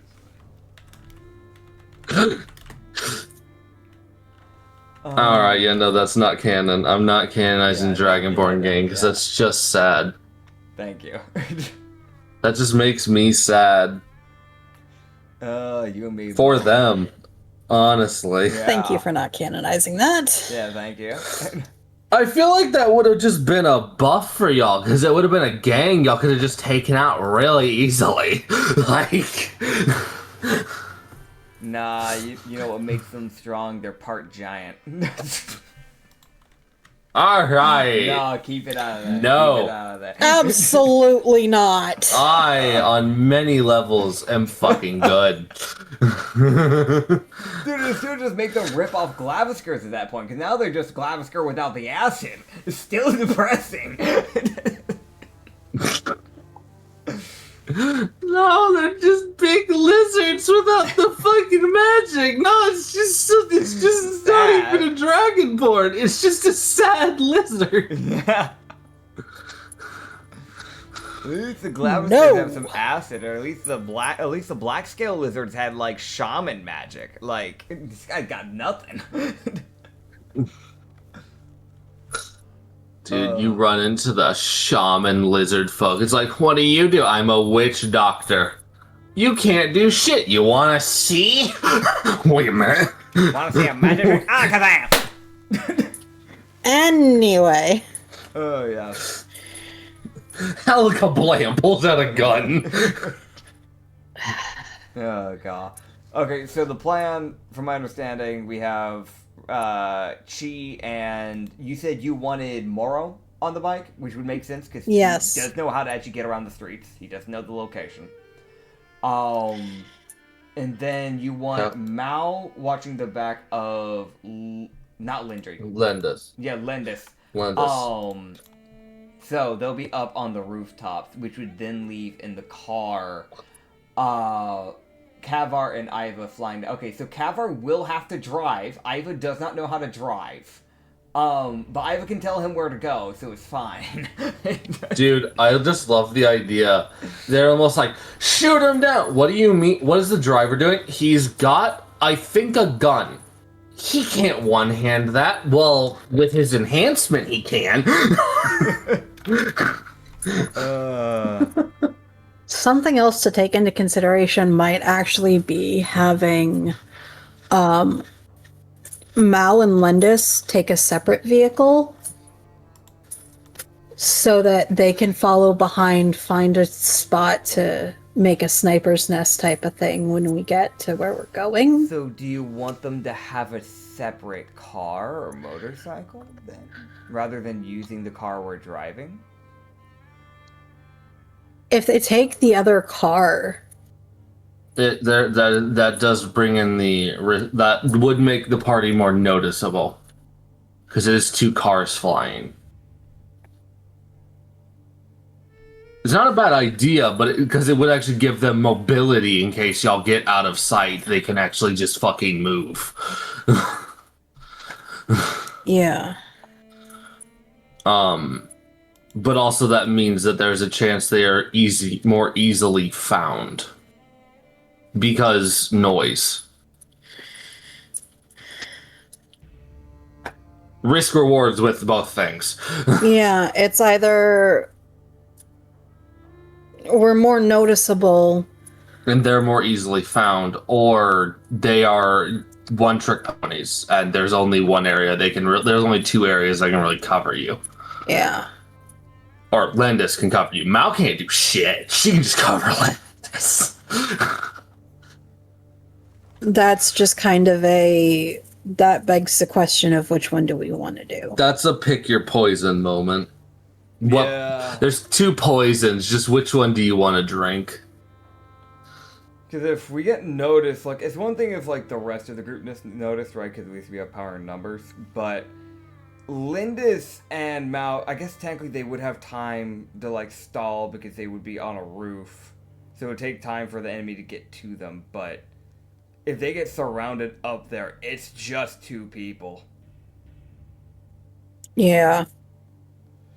You would have the benefit. It's like a partial thing of also, like, if Lendis starts shooting, whatever she shot is in fact dead. Yeah. It is not. If it can regenerate that wound, it's going to take it a moment.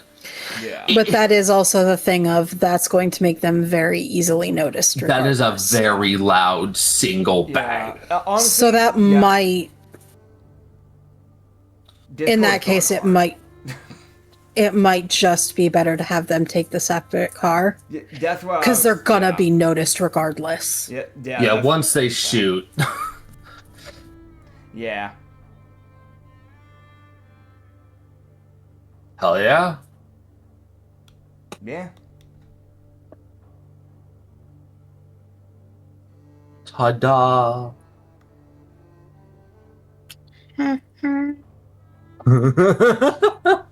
All right.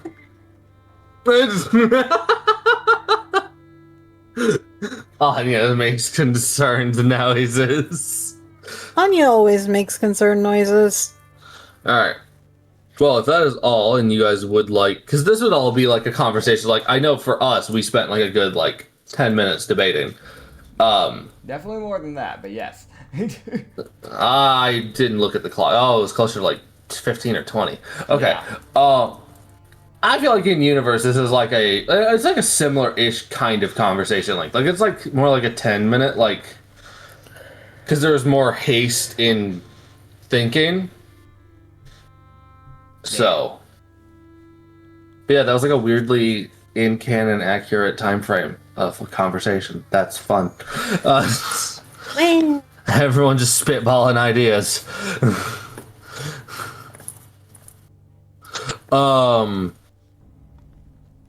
With that, you would be able to hop into the vehicles. Le hooray. Hooray. Yes. And the two cars take off.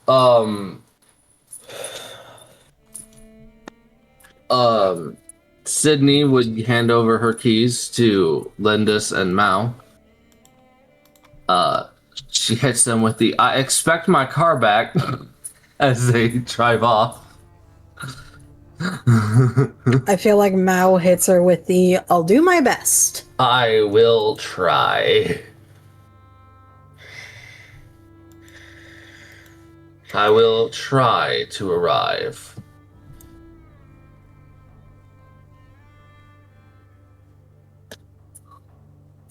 I will do the thing called attempt. I make no promise. I make no promises or attempted at a lie.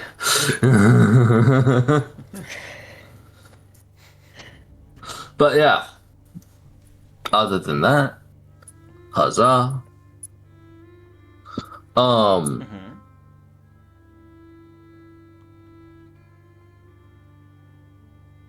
They get to take flight. Take off. Hell yeah. I was trying to think if there's anything else, but no, there's not. Y'all are good. Hell yeah. This will also make it so that if necessary, they can bring back other people. Yes, they have plenty of space. I don't know, get to roll. How is this? Because I know what's there. So the question is, how are y'all doing? I mean, I don't know what's there. Not yet. Yeah, I know. I know. That thing of cheering, holding on to Moro for dear life now. He drives not as bad as Kaylin, or like as erratically, but it's still a gangster, so he doesn't have a much better. It like, is also speed that control. thing of they need to get there as fast as possible. Yeah, he's not taking as tight of turns. That would like he's not hitting like a turn at like 50 miles per hour.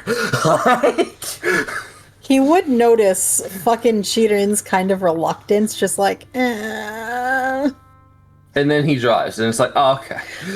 just physically relaxes a bit, just like, okay. We're good. Death is not around every corner. Just most of them. The cat feeling more comfortable with the honey badger Than the dog. than the dog. Why is the honey badger safer than the dog? That is a genuine question. I trust a honey badger over a dog. That's fair. 100%. Yeah, but that's also you. Yeah. You have your reasons to not trust dogs. Yes. Oh god. Well, honestly, in all honesty, like there is just the fact of like at least I know that like if I do get a I don't know what's gonna call it, a black bear, a honey badger. If I get a honey badger like loyal, at least I know that thing's got my fucking back. Yeah, no shit. It's like, oh, the dog will fight for you. Yeah, it might, like, it has a 50-50 chance of winning or losing. That badger has a 95% chance. Try.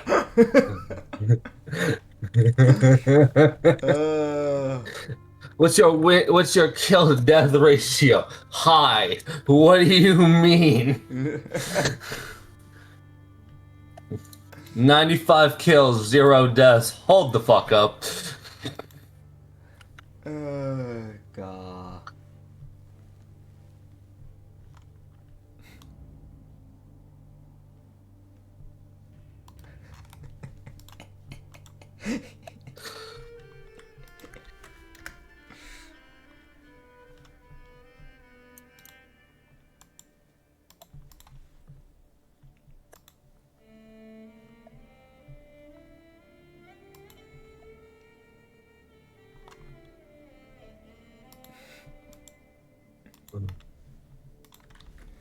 Yeah.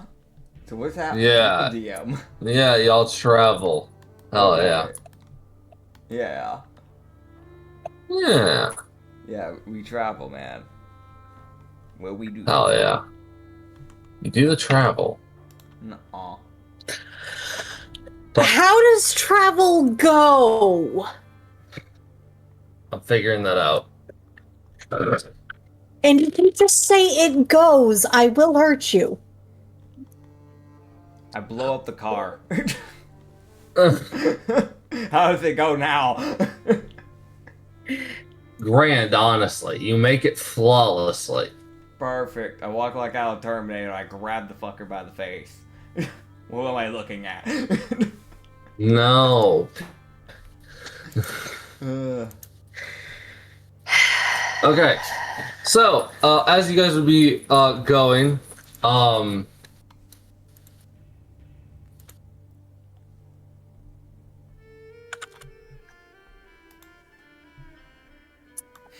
you would be able to hear the gunshots kind of, like, they keep going. Like, it was like there was a break in the gunshots, and then you guys would hear, like, more burst fire shooting. The burst fire continues. Mm-hmm. So, at least you know whoever the fuck is shooting is in fact alive. Okay, that's good. better than the alternative, or someone else has picked up their gun and is continuing to shoot.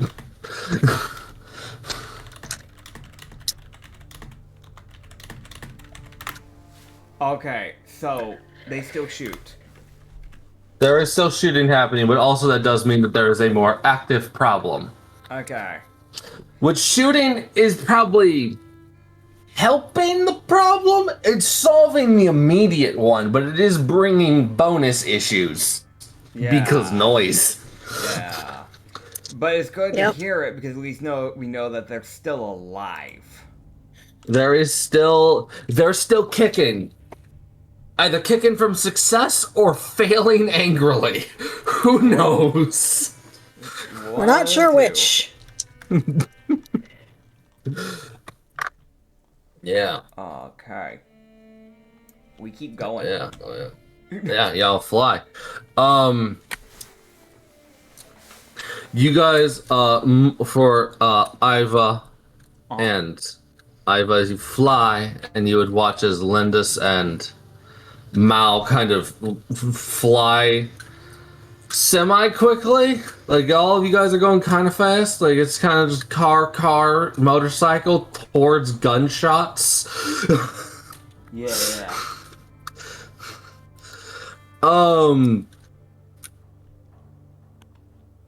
As you guys would come around the corner, you would see a kind of long street with multitudes of, not a ton of them, but an uncomfortable amount of those fucking pale freaks having been shot repeatedly as they're laying on the ground. Okay. Unmoving. You can also see from the car's perspective at least, you can see a person backpedaling while shooting. You can see another person with like glowing gauntlets essentially sock the shit out of one that tries to get close. Yeah. As essentially like this like kind of hexagonal-ish energy comes off of it when it hits them, and then the energy goes back into the gauntlets. Heck yeah. For those who don't know, hexagonal energy or hexagonal magic is basically Acrid's version of like Nits's. Oh, Nits Nit made it. You both use it. Yeah, I made it's it their and... version of artificery magic. Yeah. I really like it. That's why I took it, because I was like, that's super fucking cool. Think Iron Man's holographic technology, but D&D. Yeah. It was inspired off of something. I don't remember what it was, but it was definitely not Iron Man. But like, I'm trying to think of what it came. Makes sense. It was years ago, man, that I came up with that idea, though. But I'm glad it still gets used. Yeah. Yes. For good old, but also something that Iva would be able to immediately tell because she can see the people. Good old, but for Cheating. She can hear the person shooting. Mm-hmm. They are using a flipped over car as cover. To at least stall things from getting to them. From Iva's perspective, she can see that the person who is punching the things doesn't look good. They look bad. Like, you can see blood kind of dripping off of their body. As they've looked like they've taken more than a few hits. The person with the gun seems mostly fine, but also they've been probably doing the most backpedaling out of the group. Like, backpedal the fuck away from the enemies while shooting.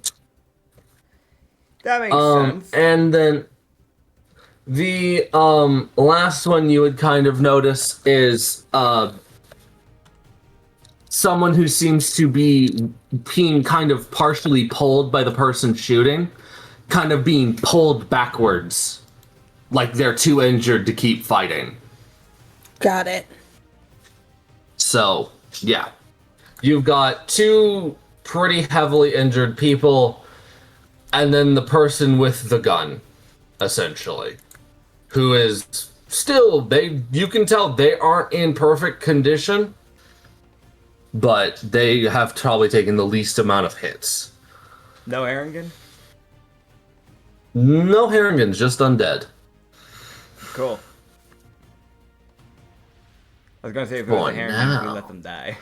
But there is none of these people are Harringans. They look human. Okay, cool. They look mostly human. Sick. Oh, goodness. Alright. So how does the party want to do about this? Well, Moro and Chirin are close quarters. Yeah. And the medic is looking... Well, the medic is hearing them taking cover behind a car. And just, okay, somebody's probably injured. We gotta go. Yeah, so you're gonna drive straight up. Iva, what do you want to do? I can probably get a shot on them. Not on, like, the injured people that are fighting, but I mean, like, whatever it is that they are fighting. Okay. Dude, you're like, don't worry. I've got you. I'll put you out of your misery. They call me the Grim Reaper. Not because I went on my way to kill people, but because I kept killing the wrong people by accident.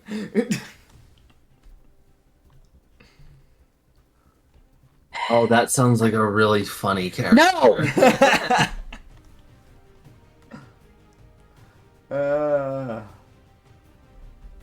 Immediate no. What do you want from me? Give me a chance. No! It was the BBG all along. Okay. God. Anyway. Yeah. So you're gonna run up. Iva is you can give me to hit if you would like. Sure. Why not? You have range. That's why I can say that. You're literally... you have a gun. Yes, I do. Did I add... And you do have high ground. Heck yeah. Okay, so I have Haberdabber.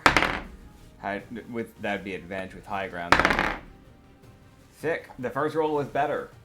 The second roll is like natural 4. I'm like, alright, I'll take the first one, which is a natural 17 plus 7, so dirty 24. Wow. Hell yeah.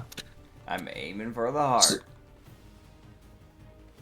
Okay, so technically you wouldn't have had advantage because you were aiming, but yeah, you hit. Go ahead and give me that to damage roll. Alright.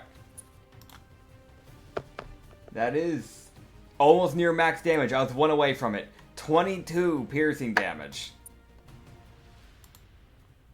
Wow. Fuck. Okay, so I'm assuming you're going for like the closest target. Whatever target is probably the closest to the people we're trying to protect. Hell yeah. So there's one of these undead and also for Chi's perspective, this is one I can kind of do this for. As you are running up and getting kind of close to the one with like the hexagonal gauntlets, Yeah. you would see they're like bringing their fist back from just punching the other one or punching another one. As a different one starts charging them, they start to bring their arm up to block, and then a bullet punches through its body, and it just kind of goes and hits the ground. And you see them kind of just do this, huh? Oh, thank God. Just kind of spin the gun. Of course you would. Can't backflip while we're flying, so. Yeah, hell yeah. Okay. Sharon does not understand that reference. You're right, she wouldn't. She doesn't know what happened to goddamn it. Yep. This is like, why the fuck are you being so extra? You know, Iva's just sitting here with a lot of coke, like, being extra worked before. It worked before, it'll work again. And it did, unfortunately.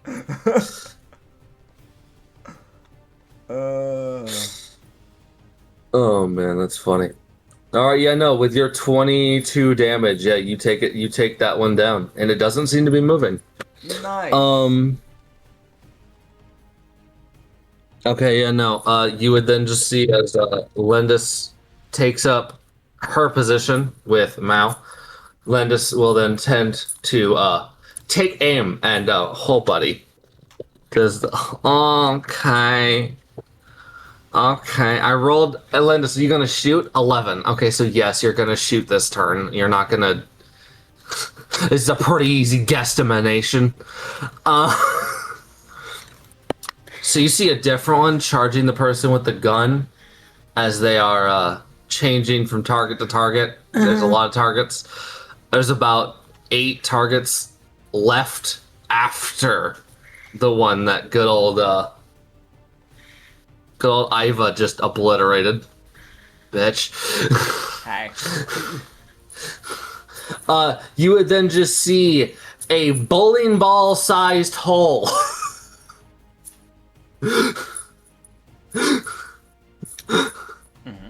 Form in the same general torso area, like its little fucking left shoulder area. It's just Yeah, sounds about right.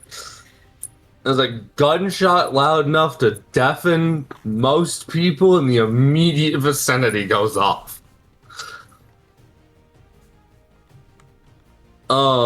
And that one in particular hits the horse. I'm running forward. Bang! Never mind. I have no momentum suddenly. I got this. No, I don't. I'm fucking dead. What the fuck? Anybody get the license plate of that truck? No? Okay. It's weird, dude.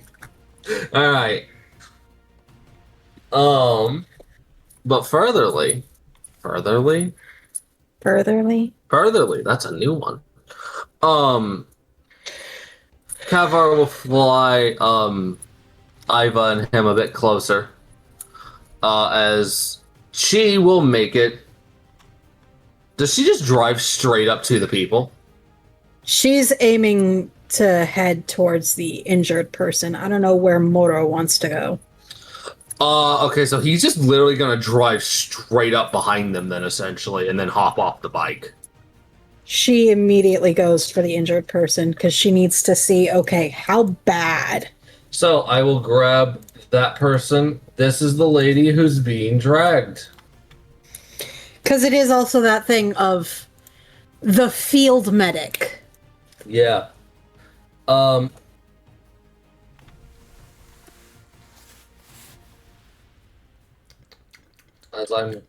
the extremely injured, clinging to life lady. You want to drive on you so I can get the image up? We are looking at a semi-pale looking person with nice blonde hair tied back. Striking blue eyes. Holy shit. She's got those Gojo eyes. She's very slender, very almost flawless complexion type of look. She's got fairly form-fitting black clothes with blue streaks. I'm assuming that has something to do with maybe lightning? Maybe? It might just be a design thing. It could be lightning, it could be cold, it could be design. We don't know. Don't know. Torso is fairly covered, fairly form-fitting. She's got sleeves down covering her hands. Shoulders But she can still use her fingers. Thigh-high, like mid-thigh boots, I'm guessing. She's decent coverage and pretty person. Yeah. She also, it looks like there's a hood that seems to connect onto the wrap. I don't really know if it's technically a shirt or what exactly, but it does seem like it does have a hood with the way that cloth. I don't know what it is. But think of like tech wear, Apocalyptic tech wear. Apocalyptic. Thank you. Yeah. Think of that, essentially. It's the type of style of clothing that she's wearing, essentially. So, a lot of... it honestly might have just been like a... Trying to think of the type of jacket that we're thinking of here, but it's one of those like really long jackets is what it looks like that might have actually been. Because I can see that there's like a turtleneck that seems to go up underneath the other layer that she has that has the hood bit. Trench coat? It might have been a trench coat with a hood. A trench coat or a duster? Yeah. But either way, yeah, that's kind of what we're looking at. The undershirt might have just been... Yeah. Go ahead. I was gonna say the undershirt might have literally just been like a very thin turtleneck by the looks of it, because it looks like the little bit of like the shoulder that shows on her left side and like a bit of the arm that shows on the right doesn't look like that was on purpose. That might have just been straight up a tear. So. Yeah. Yeah, as the other person you can still that you would be able to see is this person. All right. With the hexagonal gauntlets and boots. Nah. Similar stature. I can't tell if this is a dude or a chick. Who knows? Could be either or. Very androgynous. Long hair, slender body, but not much to dictate one way or the other. Yeah, their hair's in like a messy bun, like in the back. Yeah, very baggy clothing. Definitely designed for maneuverability. Yep. But also, the pants are tucked into the boots so that you don't have to worry about tripping over everything. Yep. Think of like baggy cargo pants, essentially, like baggy hiking cargo pants, to be more specific. Yeah. Kind of like a medium gray in color. It looks like they have like a almost crop top like chest plate underneath what is like a white, somewhat transparent, not really scarf, but it's kind of similar to a scarf. It's got like a hood thing going on. I don't know how to describe that. Scarf. Yeah. Think of like a scarf and then give it a hood onto it. It's the best way to really describe that. But it wraps around in a way that almost is like a crop top. It just try picturing it best of your mind. Just think of a scarf. It's probably just supposed to be a scarf. AI went funky. It does look They've like got very technological gloves and boots. Yes. That is glowing bright blue. They are like a stop sign. There is also some like white cloth that seems to be just kind of like dangling from what might have been a belt of some sort. So I don't know what they have on that belt. It's kind of hard for me to tell with the colors, but I'm sorry, a stop sign? Yeah. I'm saying that less of because of the color outright, but more of because, have you ever, like, driven around in the middle of the night and the stop sign's, like, because, like, it's a bunch of dark stuff, right? And there's, like, no lights out. And you see this bright yellow-ass stop sign in the middle of nowhere. It's like that. Or I guess technically you could just say a stoplight, sure, but a stop sign's funny. Okay. Hell yeah. Bright ass light out of nowhere. Hell yeah. We'll go with that. Also, for those who don't know, Nitz is colorblind. Yes. Very. So despite the fact that stop signs are red,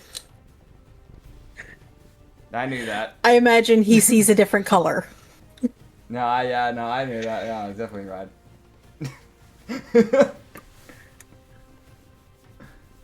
Bud. We out here trying. You called red guy red, and I was like, nah, that's pink. He's got red. Pink for me. Fair enough. It's not pink, I can tell you that. Fair enough. To each their own. You are allowed to have your own opinion. I will stick to mine. Okay. Alright, moving on.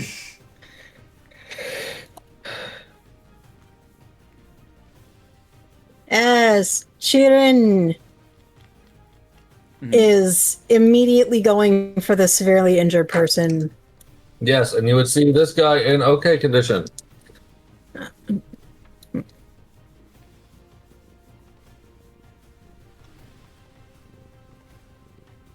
fair enough. He's fucking trying. He is built like a brick wall. There might be a reason why he's easily dragging her. He also seems like he might actually be a police officer. Might be. We're dealing with a guy, think of like when they say brick wall, they meant it. Think of like, you know that guy from Cloudy with a Chance of Meatballs? Not the face, just the body. He's got that like, the police officer's body type. Yeah. He's got those broad shoulders, like the brick wall broad shoulders, stocky body overall. He has this like, I'm guessing it's supposed to be a very dark navy blue, like uniform, police uniform on, like for the shirt and the pants being more of a, like a charcoal blackish than that bluish. I can't see that there is a change in color there, kind of. It is a very dark blue-gray. Okay, I was kind of there then. He has knee pads, and he's actually got some like heeled boots up on there. It's not given like any extra height. It's just kind of like it's got that little bit of that leverage. Do not want to get kicked by that. He has a utility belt that is loaded to the damn brim, and also a utility strap on his right thigh with more equipment on there. He has his police badge on his left chest, and he has what looks to be like, okay, I don't know why they're decking out their officers like this, but he's got a cape. He just straight up gets a cape, apparently. He's got a cape and what looks like a deagle. Yeah. He's got like a Helldiver's cape. Like, that's like a Helldiver's 2 cape is the best way to describe this man. Yes, best way to put it. Helldiver's 2 cape, very dark blue. He's got that, like... He got the, like, chiseled chin jawline that you see for the, like, stereotypical Chad meme that you see around a lot. He's got that type of, like, jawline. And, like... He's got the facial expression of taking this way too seriously. Yes. For his entire life. Yeah, no, like, he gives the vibes of, like, he's going to, like his coworker's, like, birthday party. Like, everybody's getting drunk, having fun, and he's over here, like, trying to, like, treat this thing like it is an operation mission. Like, it is life or death in this current scenario. But also, it looks like he was trying to be rebellious in that his hair is really long. Yeah, that is also true. He has, like, God, honestly, think of, like, 2017 Markiplier hair. Think of that, but, like, make it dark brown. Yes. Very bushy eyebrows, very long eyebrows. They're almost unibrows. They almost connect. And then he also has bionicle forearms. The rest is completely flesh and bone, maybe.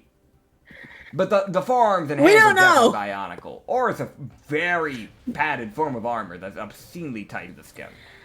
Yeah. That could just be mechanical gauntlets. Yeah, could be. That just make him shoot faster. I will say this also, he does have like a burst rifle, and then the deagle is on his hip, on like his leg, the leg holster. Okay. But he was actively dragging the girl who, you get the feeling, did you see she was, the first girl, she's holding a crowbar?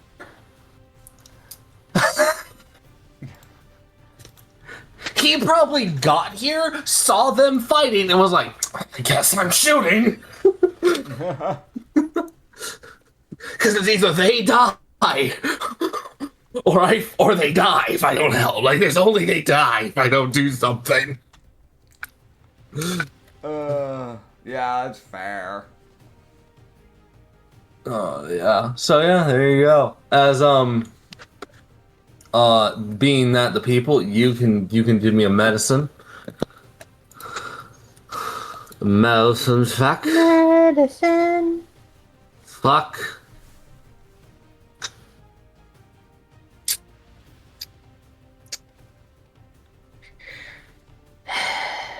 Okay. Yeah, you, That is a 37. You start trying to check over this lady who is like clinging to life, and because he like lays her down so you can deal with that, and then he shoots, and it's just loud noise in her ears. Yeah, no, it's above her and like kind of behind her, so her ears are just flat. Like, God, that's a gunshot. That's loud as shit. I knew it was coming, but God damn it. Do you? So you just. That is louder than most military issue firearms. So this thing shoots. You see him laying 3 rounds to one of the ones that's running towards you guys. While the lady with the gauntlets kind of just braces. Because there's nothing within melee range, and she ain't fucking running out there to fight. She's good. Valid. She's gonna let them come to her. Student is going to start focusing on the more obvious injuries. Yeah, right now she's not really, with the 7, she's not really able to start working on the lady. Yeah. She doesn't beat the normal DC to help stabilize. DC's 10. That's just medicine. You need to meet at least a 10 to help somebody. Every time it's been an important role. Yeah.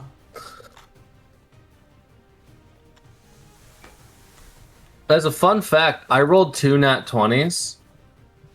On both of which on whether or not y'all could hear the gunshots. Oh, God. This was a side event that you guys just had a chance to miss. Because it was like, does the gunshots echo through the city well enough for you guys to hear? Ah. Yeah, here we are. Here you are, ready to fight. Okay, now for the enemies. Nuh-uh. Yeah.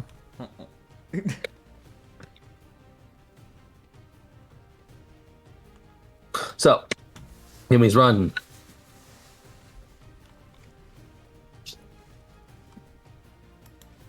Okay. You see one of them run up and kind of jump up onto the car that they've been using as a barrier. Oh. And then it stands there because it's out of movement.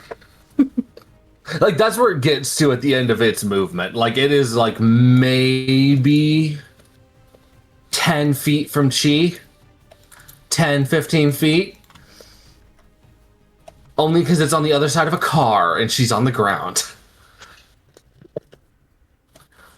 Different one runs up, gets right next to the hexagonal gauntlets woman as she socks it in the throat. Because she doesn't know about the heart weakness. Fucking none of them do.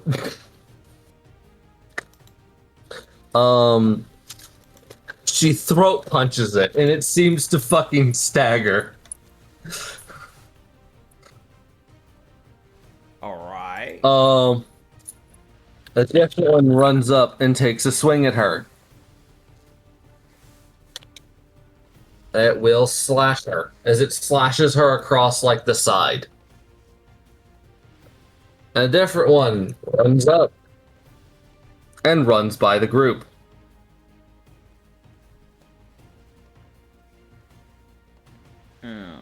As it just starts making a dead sprint.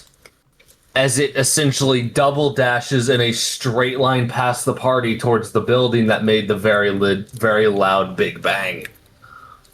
Shit. As it seems some of them are more attracted to sound than others. That is also a different thing y'all will notice, because some of them seem to be more focused on just the what's the closest target, and some of them also seem to have the thing of what made loudest noise. If there is a difference between you, y'all might be able to figure something out with that, but you don't know. Not yet, at least. Okay. I forgot But it will end its turn as it action dash and bonus action dashes towards fucking Lendus as it just sprints past the party, like since you guys, and essentially runs underneath Iva and Kolvar. So it I think it's a little bit behind. Okay. It ran underneath y'all, and then it doesn't stop underneath y'all. It kind of keeps going. Yeah, I don't imagine that can proc opportunity because we're flying. So. No, luckily for it, no. Okay. All right, Kolvar enacts opportunity of attack. He turns the car off. One way to do it. How high up are we?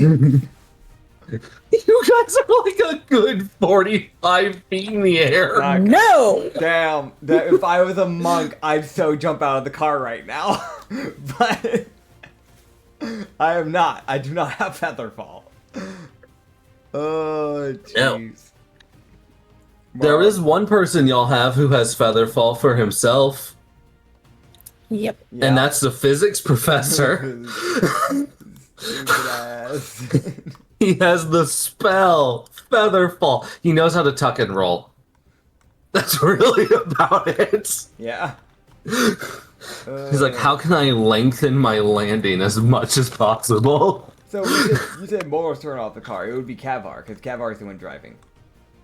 Yeah, Kavar turns off the car. That was... If I No, he grab doesn't. his cape, I can use it like a parachute. No, he's not turning off the car. Yeah. Okay, this one splits up. That one trips. Damn. In fact, you see one of them run, stomp. You see the manhole cover it steps on go up, slap into its knee. It cracks into the manhole cover and then falls, and then the manhole cover flips over. Damn. And shuts. So it just falls into The fucking sewer. And it's gone. Whether or not there's anyone surviving down there, they have a new problem. As this random undead falls X feet, shatters its right leg, and then lays there. One way to know. Listen, is there any scream? Not that you can hear. Okay. You hear it scream as it falls. and Chidrin's ears are still ringing from the gunshot directly above her. The burst shot Yeah. that fired 3 rounds. Oh. And then the last one runs up and gets right next to Chi, but it had to dash to get here, so it just stands there. You get what I mean. Yeah. As she looks up, it's as it comes up to her ability to react, i.e. take her turn. It's right next to her. She pulls a gun and aims for the heart. Okay. Do you have sharpshooter?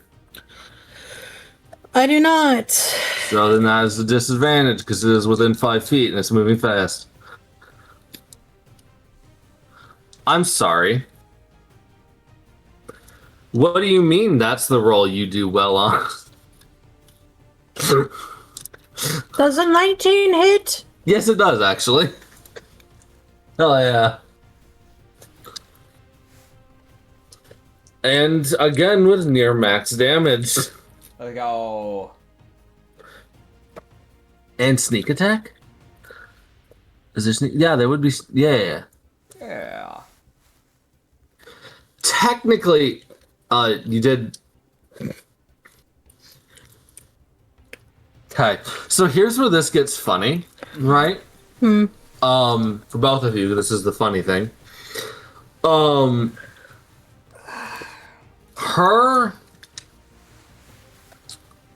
Technically, your sneak attack still procs because there is a creature hostile to it within 5 feet.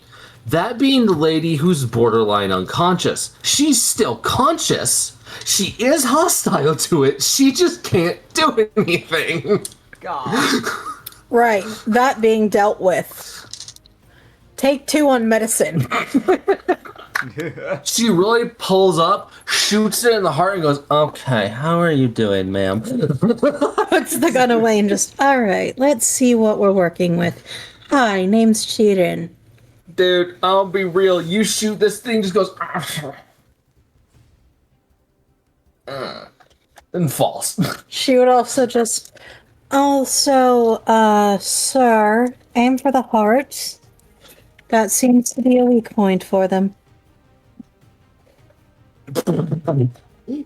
You see the one that's up on the car? Do this. It like kind of pauses, like, wait a minute. Why What you mean she just did that? Why you gotta tell him? Okay, so it knows common. The entire time, the calmest bitch in the world. Dude, the fucking undead. Bitch. None of the others seem to react. It's just that one that was going to die. As it catches a burst fire rounds to the fucking heart. Yep.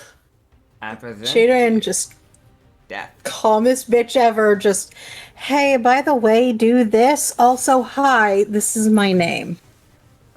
You hear her mumble something. It's not intelligible. It's almost like, yeah, no, you're dying of blood loss. I need to stop the bleeding. Save your strength, ma'am. You can tell me your name later. You just hear the just a sigh of like absolute pain.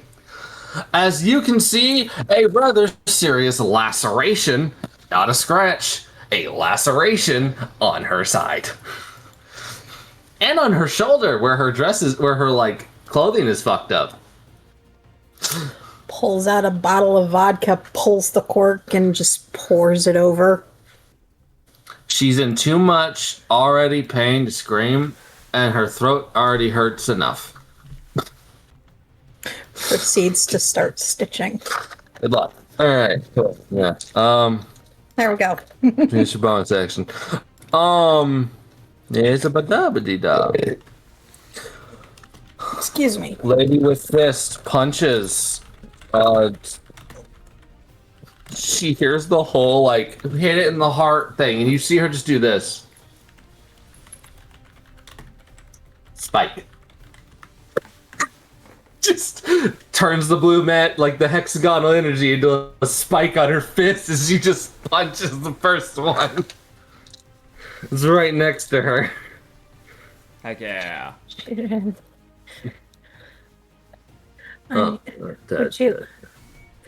Okay, yeah. She would just, also, sir, in this pocket here, you'll find a device, take it out, throw it as far as you can into the middle of them. Yeah, as there is now 6 left, as he will also grab that with his bonus action. Can't throw it yet, but he will next turn. Iva, you're up. So there's one behind me, right? Correct? There's one behind you.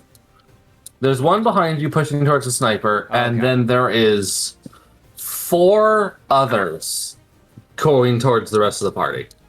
Hey, Cavar, want to see a trick? Alakabam. And I'm going to not look at where I'm shooting, swing my rifle back, and fire.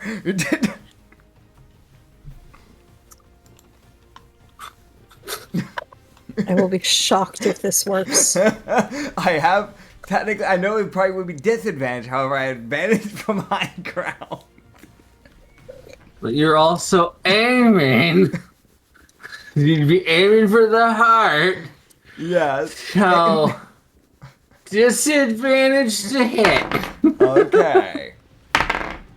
Alright. I still rolled fairly well on this. I don't know if it'll hit or not. You let me know.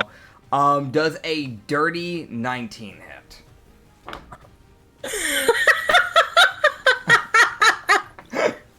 That's what I rolled to shoot the thing, All so right. yes. Okay. Why is this working? Why is this what's working? It's trick shots. 19 piercing damage to the heart. I don't even look where I'm shooting. I just do it. My poor love. I'm sorry your bosses always get trivialized.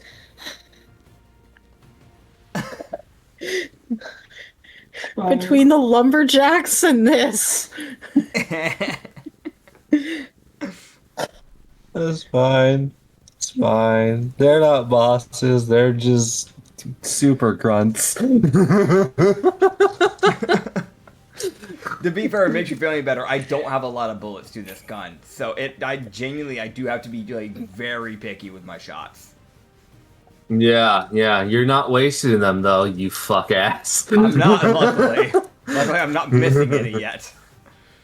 I think the only person who was set on rounds for the longest time is Chirin. Yeah. Because I'd like to point out, she's 177 bullets. You're such a prepared bitch. Yeah, I didn't start off with jack shit. I only have 10 bullets left. Yeah, no, she started with a box of pistol rounds. That's why. Yeah. Because she was being over-prepared. Because her character was a little over-prepared. I started with a box and 4 clips. That had something. Yeah, all I combined. had a bunch of boxes too, but it had salad. I had rations. Yes, you also were like, am I a doomsday prepper? Nat 1. I'm like, I literally can't give you a lot of bullets. I'm sorry. Yeah, no. Yeah. Are you Also, prepared for the worst case scenario? I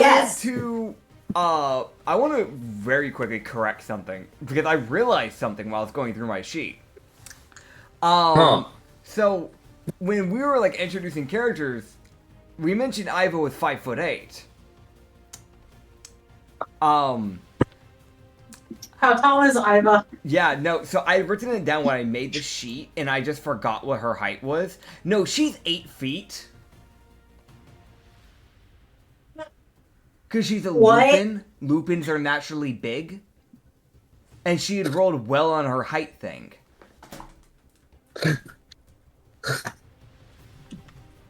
So...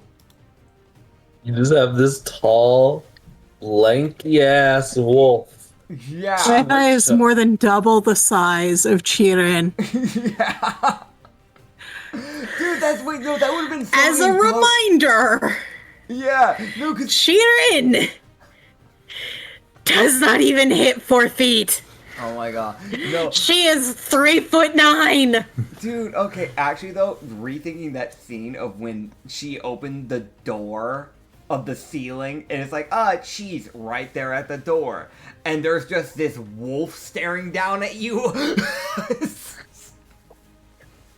With a hunting rifle in hand. Crazy. I'll be real. Like, I know, like, that probably wouldn't have been as daunting for her because she did have Kavar and a lot of other military people with her. But if that was just, like, you just came by yourself type of thing, that would have been terrifying for anybody. It doesn't matter how much experience you have. I'm sorry. Like, That shit is still fucking daunting. I'm sorry, that is twice her fucking size. No.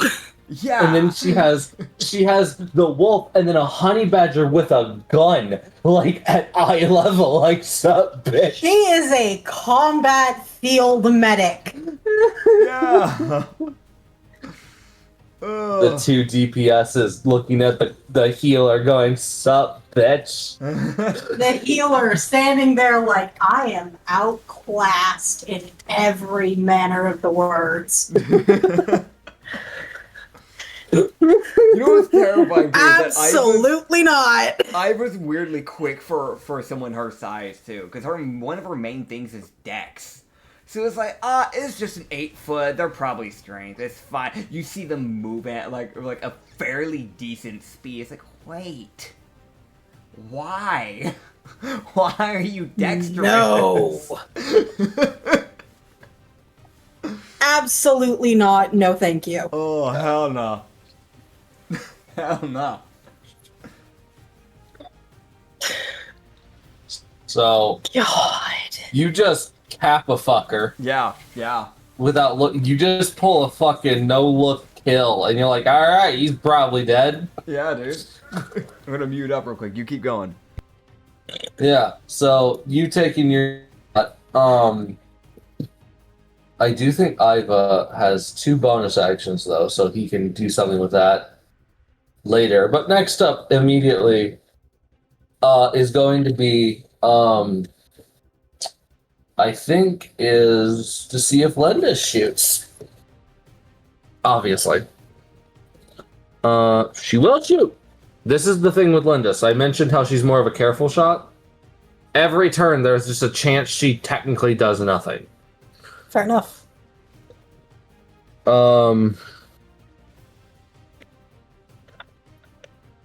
He sees a different one, like, running up towards them. Like, it looks like it's about to hop the fucking car. Mm-hmm. It's running. It's running. It's about to jump. Car back. You're gonna break your chair. And then it is on its ass, not moving. I'm not gonna break my chair. No, Acrid is gonna break his chair. Okay. My chair's already broken. You just sat down. You're gonna break your chair. I'm like, okay. No, Acrid physically slammed backwards in his chair. Oh, damn. I stood up. I like sat up and then sat back down. Ah, fair enough. My chair is... It's seen... This chair is more than a year old. This is the longest he's had a chair last. Yeah.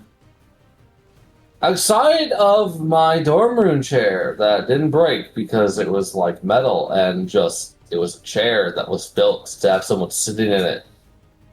And built to survive. I mean, to be fair, that's a college campus dorm chair. Yeah. Yeah, that does make a difference. I sat in that thing so much.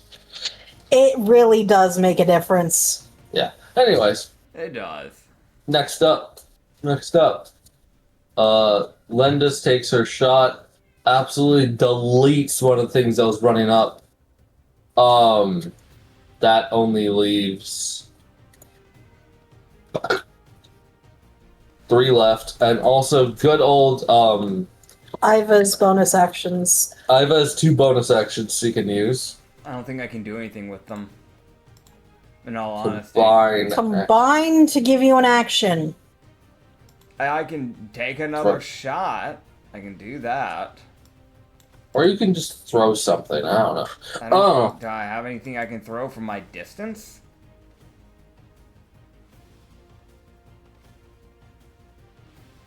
I don't know. I don't know how far I am from the others.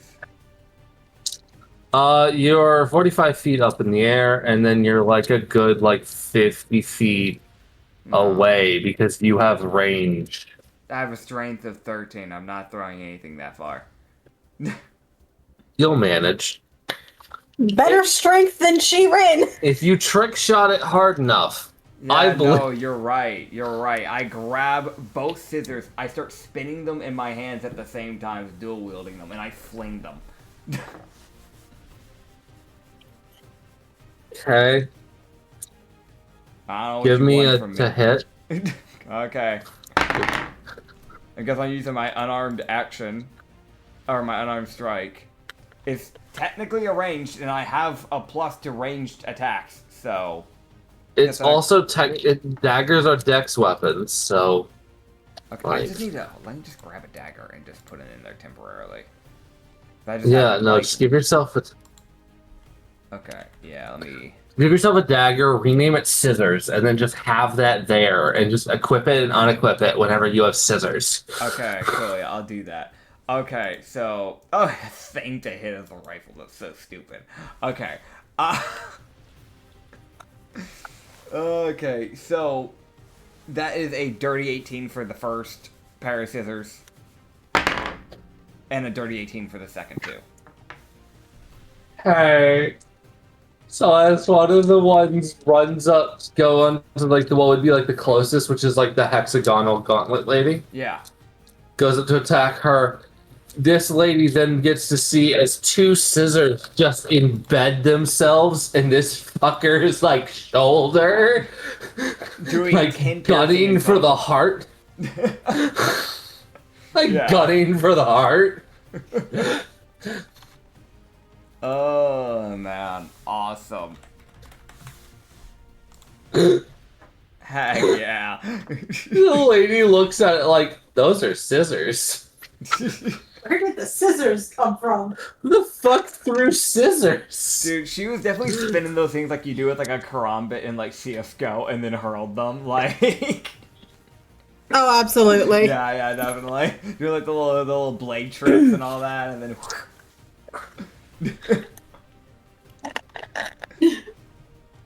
I love that the person driving this Kavar, the special operation assault person, gets to watch this librarian not look at something and shoot it flawlessly through the heart, and then trick shot dagger or like scissors into the shoulders of an enemy 50 feet away.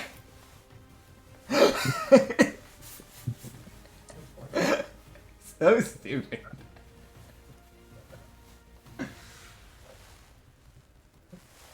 And she has to she doesn't throw them at the creature, she throws them into the air.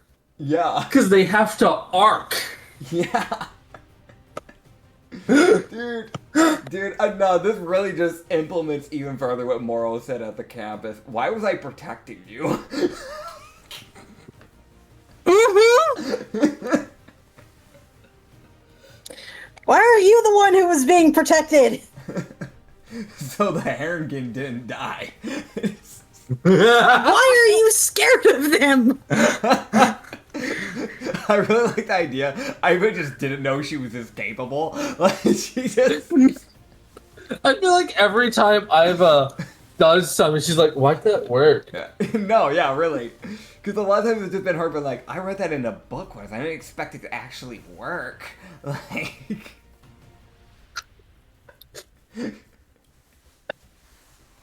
Dude, she gotta fail at some point. Like... At some point, it's just a win. This is legitimately going to be that thing if Cheetah looks at Iva and just, why are you scared of the rabbits? Dude. It's the gentle giant problem all over again. Where the giant could very easily flatten a person they just don't want to.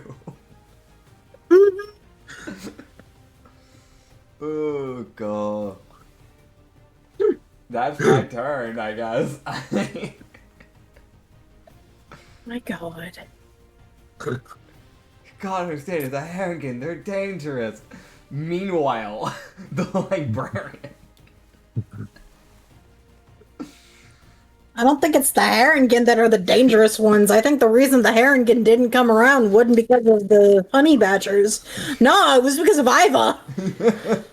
May have been. We don't talk about the missing bodies.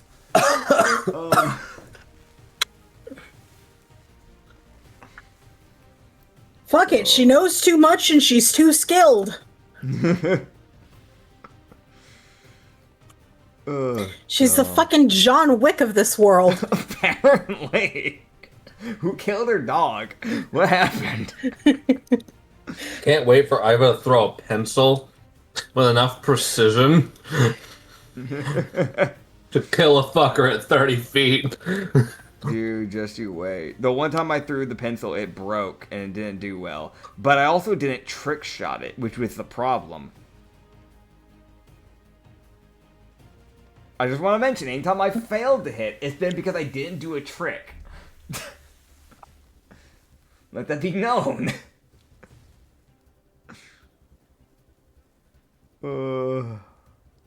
I am saying this. This is a personal headcanon. Fuck you if you don't agree. Iva is John Wick. She might as well be at this point, if we're being honest. Like, she like, got it Trick going. shot and John Wick. Trick shot and John Wick, heck yeah. Can't do normal shooting. No. Gotta do trick shots. She's frickin' Dude Impossible and John Wick if they had a child.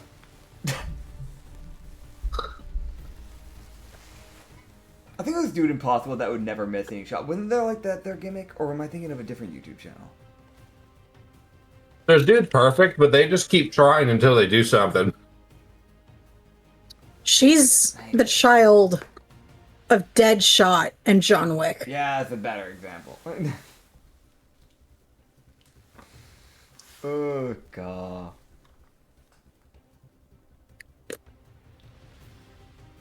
So stupid.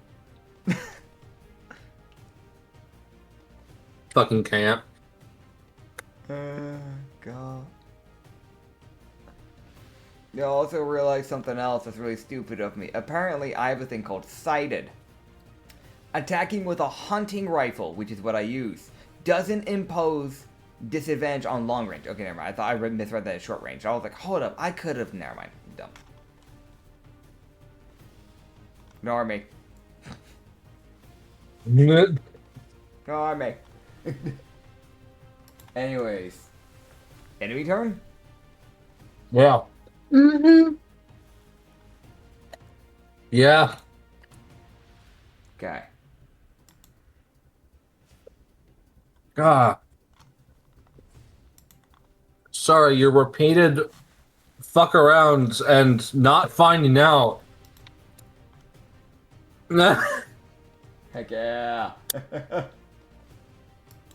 Throwing me off of a rhythm. I don't know if there's much of a rhythm, but there's a rhythm. I'm trying. There's a rhythm somewhere in there. Okay.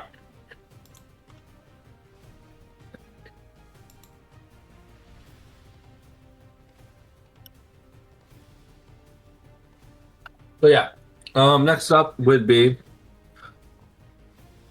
the enemies.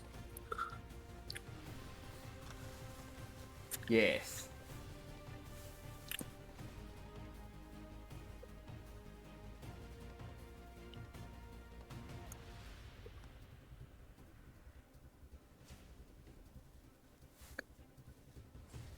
You would see one of the undead charge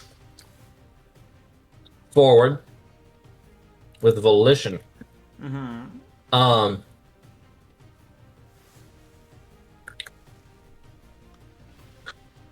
As it is going to take swings at the hexagonal lady. As it will bash her hands out of the way with its arms. And then essentially rears forward and tears a chunk out of her shoulder. Ow. And you would see her cough up blood and fall backwards as she falls unconscious. As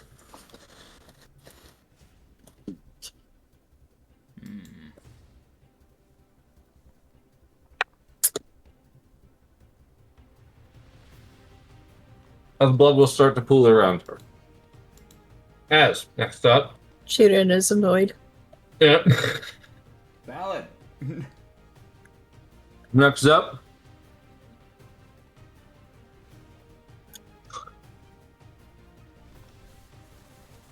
Rowan takes the gun.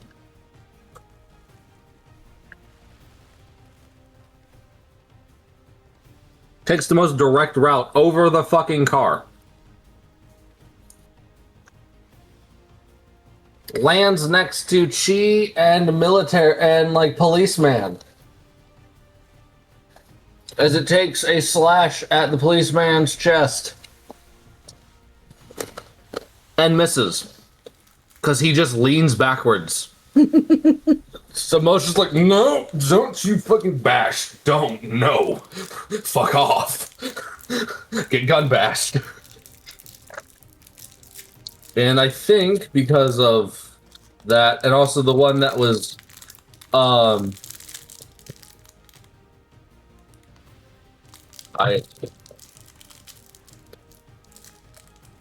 yeah. Okay. The other one that was, as there's I think that's all the enemies? There wasn't really that many left. I think so.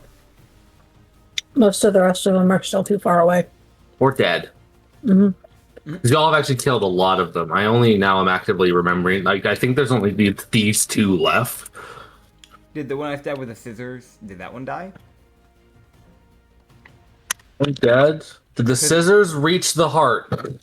Yeah, because there was 3, and then I threw the scissors. I don't know if that one died or not. Is that... Because you said it hit the shoulder twice. Yeah, like the shoulder. I don't think a scissor would go in far enough. It did do 10 piercing, but, you know, do with that what you will. Yeah. Depends on what kind of scissors, how fast they were going, and how sharp they are. It was like classroom scissors, so, like, probably just standard scissors. Then no, it wouldn't go in too far. Okay, cool. So it's still up. Okay, do you go for the unconscious woman? Do you go for the policeman? Do you go for the prone woman? Do you go for the medic? Try and jump for us. You won't. No balls. You want to jump? You want to learn to fly? Learn to fly. Just sprout wings.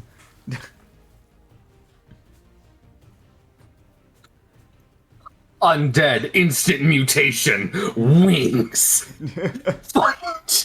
What the fuck? When did you get wings? Why do you have wings? What update did they add to that? Oh god. Okay.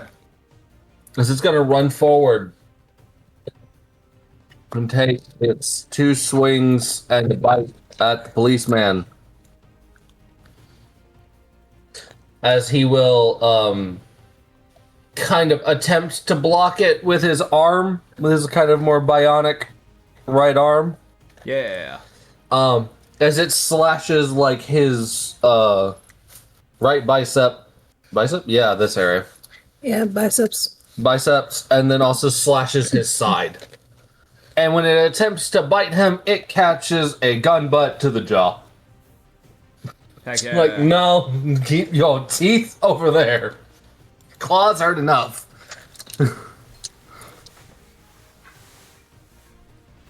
Yeah. Okay, so yeah. There you go.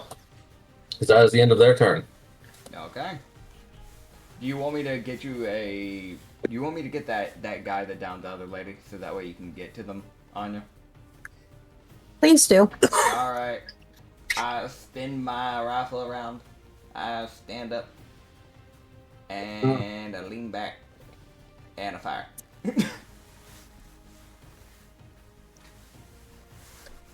Hitting the fucking, like, professional gunslinger pose. Yeah. Quick draw, people, yeah. I'm guessing it would just be flat, right? Because advantage high ground, but aiming for the heart. Yeah. Okay, cool. That would be... What is my plus again? It's a +7. Sick. That is specifically a dirty 18.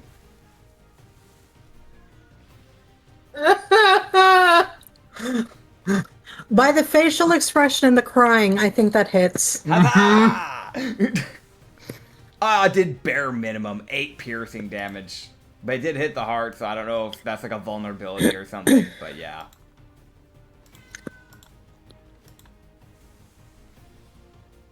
Single tear. Is it enough? It would stagger there for a second. Uh-huh. It would remain standing out of spite. Okay. And then fall over. Okay. Bonus action. I look at the one with the 2 scissors in it. I spin a little pencil. I think you know where this is going. I do one of those little pencil tricks where you kind of spin it around your finger a bunch, like kind of make it, you know, I'm doing that little thing. And then I flick it. Or at least try to hurl it, I guess. In the direction of that thing. There we go! She's not completely John Wick, she will miss with this one. I can tell you that right now, because that's a natural too. So pencils are a no-go is what I'm hearing, but scissors and a gun is a yes. It just doesn't quite make it. but it looked like it had the arc to do it. There's not enough strength behind it. It falls short because there's not enough weight. Fair enough. Yeah. Yeah, my turn. Shirin is going to try to properly stabilize the person who was already injured. Yeah. And then is going to, once she's done that, run for the other person. Yeah, as I mentioned, real, she turns around and the police officer has two of them on him.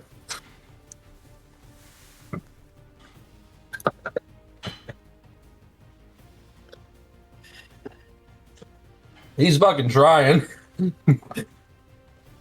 He shoots the shit out of the one directly in front of him.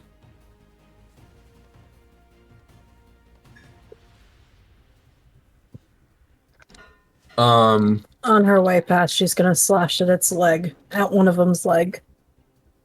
Okay. Try to cripple it. 21 does hit.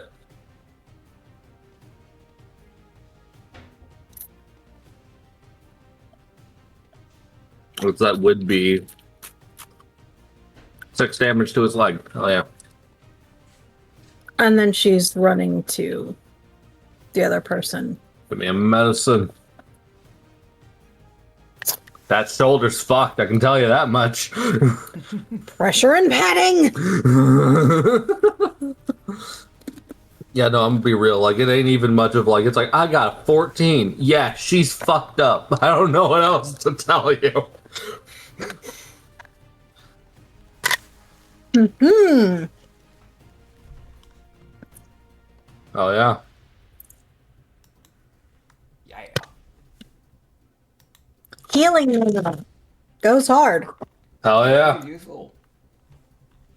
Yeah, you would start to pad and you would see, like, the bleeding kind of stutter. I say stutter because it's a big fucking wound, but it's starting to... She's not losing all blood that's leaving her heart. Yeah.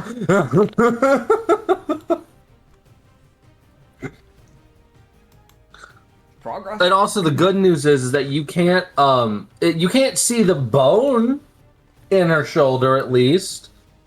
Not yet. But it's an uncomfortably close amount. Yeah. Her left arm might be a little fucked up, but it's okay.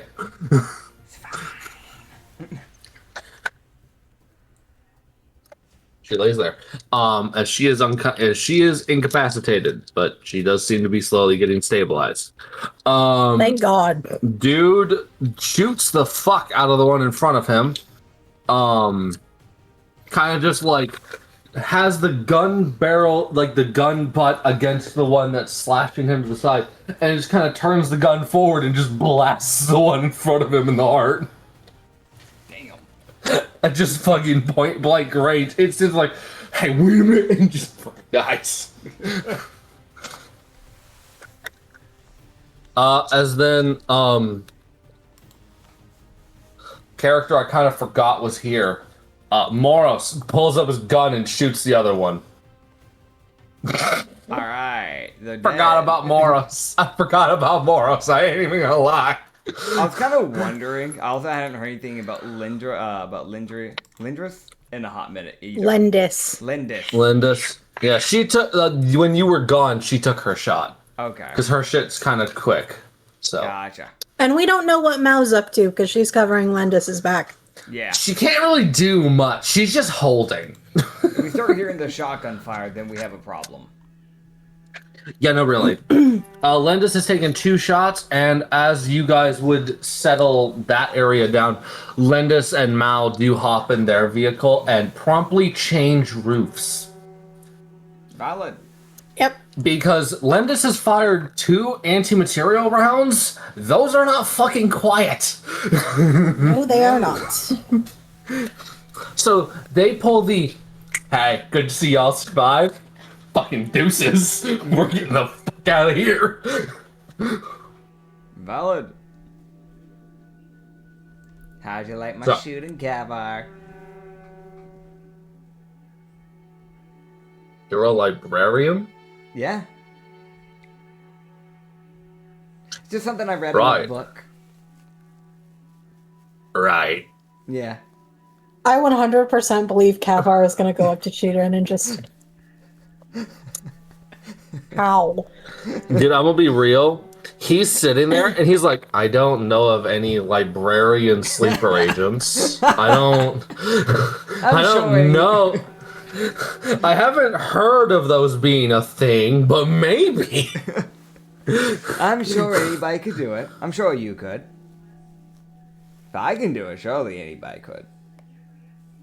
I can shoot things, yes. I don't know about whatever it is you were doing with the spinning of the gun and only kind of aiming. It kind of worked, though. Got the heart every time. You see the most, like, there's psychological pain when he says this. He goes, "Oh, you're right. It worked somehow." The guy who works off of like systems and like actual training sits there and goes, "What was it all for? Why did I train for years if this random chess librarian is a better shot than some of the people I fucking work with?" It's kind of a similar thing for Chirin. She's focused on healing, pulls a gun, shoots, puts it back, and goes back to healing. Oh, man. Physical pain. They're just built different, I guess. They're main characters. Yeah. Obviously. Yeah, if you ever want to learn the trick, you can just pick up the Walk of the Night. We should have it in the library. Good book. I'll give it a look. Cause I'm gonna be real, he's sitting there like, there's gotta be something. There's gotta be something more than it being a normal book. Some hidden manuscript in this bullshit she accidentally read because this is some bullshit. Dude. Alright, well, as you guys would collect your 3 people, one of them's been bit, the cop's been lacerated repeatedly, and you don't know fully how fucked up the other girl is. Like, she stabilized her, but she can also sit there and go, no, you're like, I can't, there's a part of me that can't really tell where the wound stops and just it's raw blood. Yeah. Like, she was half dying from just straight blood loss. Like, the cop was literally, you can tell, he wanted to help her, which is why he was dragging her. But there was only so much he could do and keep the other person alive.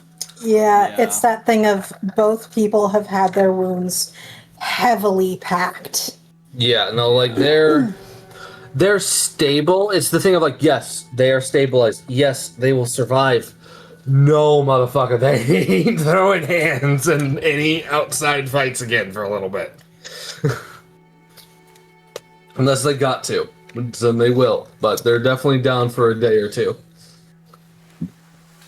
She would honestly just look at Moro and just head back. I need to stay with these 2. Yeah, as also, I'm going to be honest, that is what we're going to end off, as you guys will get to talk to those people next session. Heck yeah. That has a good ending point in my mind. Yes. Thank you all for watching this episode. You can find more of the Frostbite campaign up on the Lost Shipyard. Oh yeah. I don't know why I said it like that. You can find on Lost Shipyard. We can also find more stuff like this. Also on Lost Shipyard. A lot of campaigns going on. Or on Lost Arrow Tavern, which is our main channel, where we have even more stuff like that.